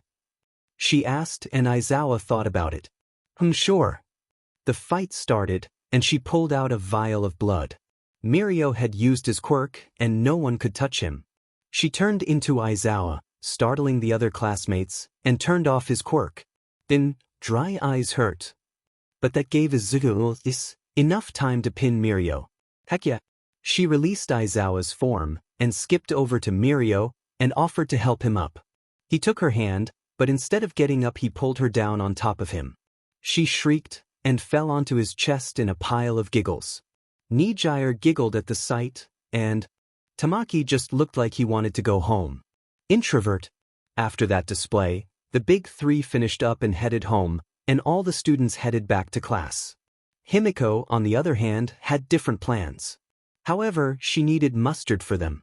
After finding Mustard and Ace and dragging them out of their rooms like feral cats, they all set upon their journey to find the airplane Mustard stole. It wasn't hard actually finding its location, after all they had Mustard, the one who hid it in the first place, but the hard part was getting to it. Or rather, the not fun part. Because Mustard, being the genius he was, hid it in the sewers. Most of the people on it had found their ways out, and been found by heroes and whatnot, but the actual plane's location had not yet been found. They found the plane. It seemed empty, minus two brown-haired kids. Hi. Are you all right? Himiko called out to them. The boy looked up. The girl stayed sitting, probably asleep. Yeah. We're just waiting for our brother. He's raiding the luggage. Oh, wait, I'm supposed to keep that secret. Oops. Himiko giggled. It's okay, I won't tell. She replied conspiratorially, and the boy giggled. I'm Roro, and this is my sister Lala. Our brother, Rody, is in the airplane. There's also Pino, his quirk. Keep it a secret, but Pino shows his true emotions. The boy explained, and Himiko nodded. I'm Himiko, and these are my brothers. Mustard is the one with the gas mask, and Ace is the other one. And I'll keep it a secret. She introduced before a loud noise sounded out. She looked over, and saw the door of the plane being pried open. Roro, Lala, I got the stuff dash. The boy called out. He looked about their age, with brown hair put up in a ponytail, a light green jacket and red goggles sat up on his head. Suddenly he noticed them. Who are you? He asked suspiciously. I'm Himiko, and these are my brothers Ace and Mustard. Nice to meet ya. She answered, pointing them out as she said their names. A small pink bird came fluttering out behind Rody. Yeah, nice to meet you, he hesitated before speaking again. But, are you guys heroes or villains? Or just civilians that happened upon this place, I guess. Rody asked. Depends who's asking. Himiko replied, and Ace put a hand over her mouth. Shush, vampire. We're hero students. So, not quite heroes yet. Ace answered, and Himiko bit his hand. He pulled his hand away quickly, and Himiko stuck her tongue at him. Ace! He was stealing, he could totally be a criminal. He might want to be friends with villains. She pointed out, and Ace thought that over. Oops. Well, what Himiko said then. He amended, and Rody laughed. Wow, shoddy acting heroes. Sorry, but me and my siblings have got to go. He smiled, walking towards his siblings. Well, do you know the way out? Himiko asked slyly, and Rody paused. Got him. Come on, we'll show you out. After all, we are heroes. Yup. Very hero-like heroes. Never killed anyone. Himiko said, the knife in her hand in full view. Rody sighed. Are you a hero or a serial killer? I honestly can't tell right now. The brown-haired boy deadpanned, and Himiko gasped. I said I never killed anyone. We are very heroic. And even if I did kill people, hypothetically, I wouldn't kill you. I'd only kill creeps and randos. Hypothetically, of course. Himiko answered, and he nodded. Got it? Hypothetically, of course. He replied. Of course. She agreed. Mustard sighed loudly. Ace shook his head. No one has any faith in her, seriously. Anyways, where are you from? She asked. Athyon, Europe. He answered. She nodded. Lala tugged on the sleeve of her uniform. Could you give me a piggyback ride? She asked, yawning. Himiko giggled. Of course. She replied. She hoisted the younger girl onto her back and continued walking. Of course, Rara wanted one too, so Ace carried him. They continued up until they came to the surface. Ah, fresh air. So much better than sewer rot. You guys got a place to stay? She asked. Rody shook his head. Nah, we'll just find a hotel or something though. It'll be fine. He replied, but the pink bird on his shoulder looked just miserable. Dude, me and the others are actually in hero school and they got dorms and stuff. So our rooms are open. I'm sure you could stay in 'em. Well, not Mustard's. She amended, seeing his glare. But me and Izub, this. Rody thought about it. It obviously seemed like too good of a deal to him. Well, as long as we aren't staying with serial killers. He joked. Himiko shared a glance with her brothers. Well, about that. Keep it secret, but we are in the League of Villains, a Bayig villain group, and we all live together.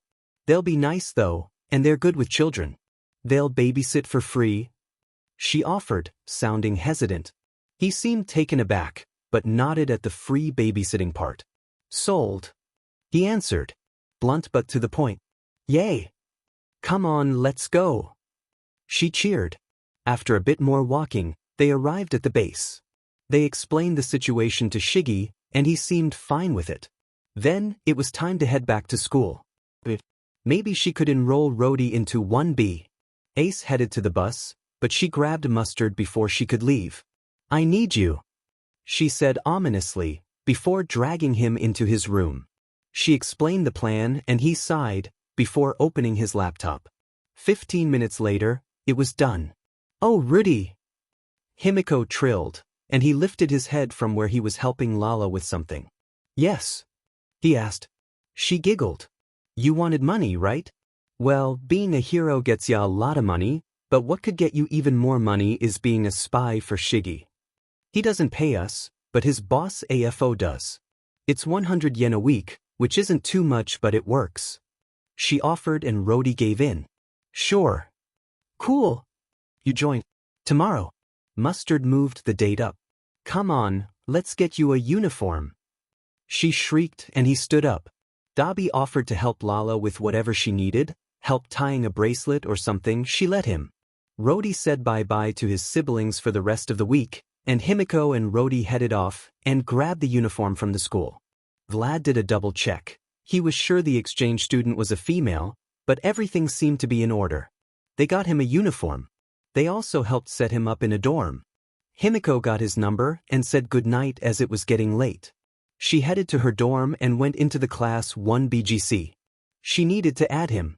She also sent him a list of names as Nito had done for her. Class 1B. Literal vampire, new student. Literal vampire added Rody. Into the chat. Literal vampire changed Rody. Sniff. Verb, Nice to meet everyone. I'm the new student from Athyon, Europe. Burb. This is because of my bird, isn't it? Literal vampire. But of course. Dad, now that we have all the new people now, I think everyone should share names, pronouns and sexualities to make sure we know. Also, if you vein any partners, please say their names. Yeehaw, heck yeah. Yeehaw, I'm Pony. She, her and bisexual. And I'm single AF. Dad, Juzo Hananuki, he, they, eftim, and gay. I am partners with Shirhai. The darkness, Shirhai Kurwaro, he, they and bisexual. Dating Juzo. Copycat, Nito Monoma, he, him and bisexual, sadly single. Literal vampire, it's Yuga isn't it 3. Copycat, SFUYK it is. Burb, Rody soul, he, him and gay. Literal vampire, Himiko and Ixo girl and pansexual allosexual platinoromantic hemophilia, I love all, and singly, sad face. Insomnicat, Hitoshi Shinso, he, him, gay. Dating Denki, 1. Copycat, betrayal. Literal vampire, MFAO hypocrite. Scales 1. Hayarin, he, him and gay, Yosetsu is my partner. Headband, Yosetsu aways, he, him, bisexual and Hayaru is mine. Always watching, Yui. She, her. Single. Number 1 blower, Kozii Tsuburaba. Him, trans, and bisexual, tongue sticking out dating sin, love. Spine, Sinkaibara, he, him, gay for Kozii. Memelord, manga Fukudashi. They, him and bisexual but single AF. Spook, Reiko Yanagi, she, her, lesbian. Single. Iron Man, Tetsu Tetsu Tetsu Tetsu. He, him. Gay. Single. Scales 1. Setsuna Tokage, she, her, lesbian and open to date, ladies, winky face. Vine Goddess, Ibara Shiozaki, she, her and I am unsure. Also single. Scales 1. You are valid. Vine Goddess, thank you, Setsuna. You are valid as well. Mushi, Kinoko Komori. She, her and lesbian. Mush mush. I have no beaches, love. Insomnicat, Dayam Rip Mushi. Furry, Juroda Shishida, he, him and Erois. Mantis Man, Tagaru Kamakiri, he, him, gay and single. Chopper, Itsuka Kendo. She, her and bisexual. Dad, and that's all. Welcome to 1B Rody. Burb, I feel very welcomed. Literal vampire, also don't worry my brother, burnt but emo man, is very good at taking care of kids, after all he raised me and my younger brother, so you our siblings are in good hands. Literal vampire, oops that was supposed to be in private chats. Literal vampire, whatever it's true so don't worry Rody. Burb, alrighty thanks. Number 1 blower, I'm dying why do you describe your brother like that loudly crying face loudly crying face. Literal vampire, it's true. Tell him Rody. Burb, well he is burnt AF, and very emo so yes, she isn't wrong. Literal vampire, thank you, good night. That's my. Please do not fall asleep in the forest again though, you gave me a heart attack. Literal vampire, sorry. Himiko put her phone away for the night, and plopped down in her bed. Today had been a weird day. They all had been. She kinda liked the rush, but it was also tiring. It kinda reminded her of before coming to one, before even joining the league and all those things. Back when she was just a little kid. Back when she fit this stupid society's definition of normal. She didn't miss those days. But she did remember them. It all started when she got her quirk. Her parents loved her before that, so what had she done wrong? But why were they looking at her like she was a monster? She didn't like that. So she tried to pretend. She killed birds in secret, trying to not let them know, not have them look at her like that. It wasn't enough. At age 8 is where things went wrong. 2 years after getting her quirk, being starved of what her body craved, what it needed. Bloodlust set in. When she woke up, there were 2 bodies on the floor. She didn't know who. She felt full and scared. Where were her parents? Did they leave? She knew they didn't, she knew exactly what had happened. But she fooled herself, for the sake of her sanity. Her humanity. She survived off the 2 corpses' blood for 3 days. Then she heard a knocking sound. She hid in the pantry. She remembered it clearly. It was dirty, and the silence felt like it was going to swallow her whole. The door broke down. Figures stood. They were heroes. Heroes. Heroes could help her. She strained to hear their conversation. DMN, this is a mess. Hate to see whatever monsters slashed up these folks. The first one commented, laughing grotesquely. What? Monster? She wasn't a monster. She couldn't be. Yeah. Probably one of those beasts. Heteromorphs or whatever. Shoot 'em on sight, that's what I say. But no. The other mocked and the first one laughed again. She stood stock still. Shoot on sight? They were going to kill her? She stayed there for hours, waiting for them to leave. People came and went, till finally everyone was gone. She wandered the streets for hours. She hid whenever someone came near, terrified they'd recognize and shoot her. Looking back, that was probably the reason she survived. She had eventually come across someone most known as Stain, the hero killer. She knew him only as Kaizome, her mentor. She'd even go as far as to say a papa to her. He taught her how to fight, how to use a knife, how to see through deception, and so much more. The most important thing he taught her, however, was that she wasn't a monster. The heroes were wrong. They were wrong. She was her own kind of normal, and that was okay. Eventually he had to get back to work, to cleanse the world of corrupted heroes. She still saw him sometimes. They always greeted each other kindly. They were family. He had turned her over to Dabi, who had proven himself to be a decent human being. They lived together in some apartment for a year or so, before they found Mustard. He had been 12, only a year younger than her. Not too long after, they found Magna. Big Sis showed them an advertisement for the League of Villains, and they decided why not? She was glad they did. Her life was so much better now, with a true family. But besides her family, she never had many friends. The cats and crows she fed didn't count, according to Mustard. She took up a fake identity, Bloodsucker, and hid her face, hair, and any identifiable part of her. She went out with the League, fighting with them. She still did, but with school she couldn't do too much anymore. But that was okay because she had friends now. For the first time in her life, she had friends. She was still learning how to friendship, but she was figuring it out. Everything would be all right. Hopefully. Maybe. Turning to her other side, Himiko shut her eyes and drifted to sleep.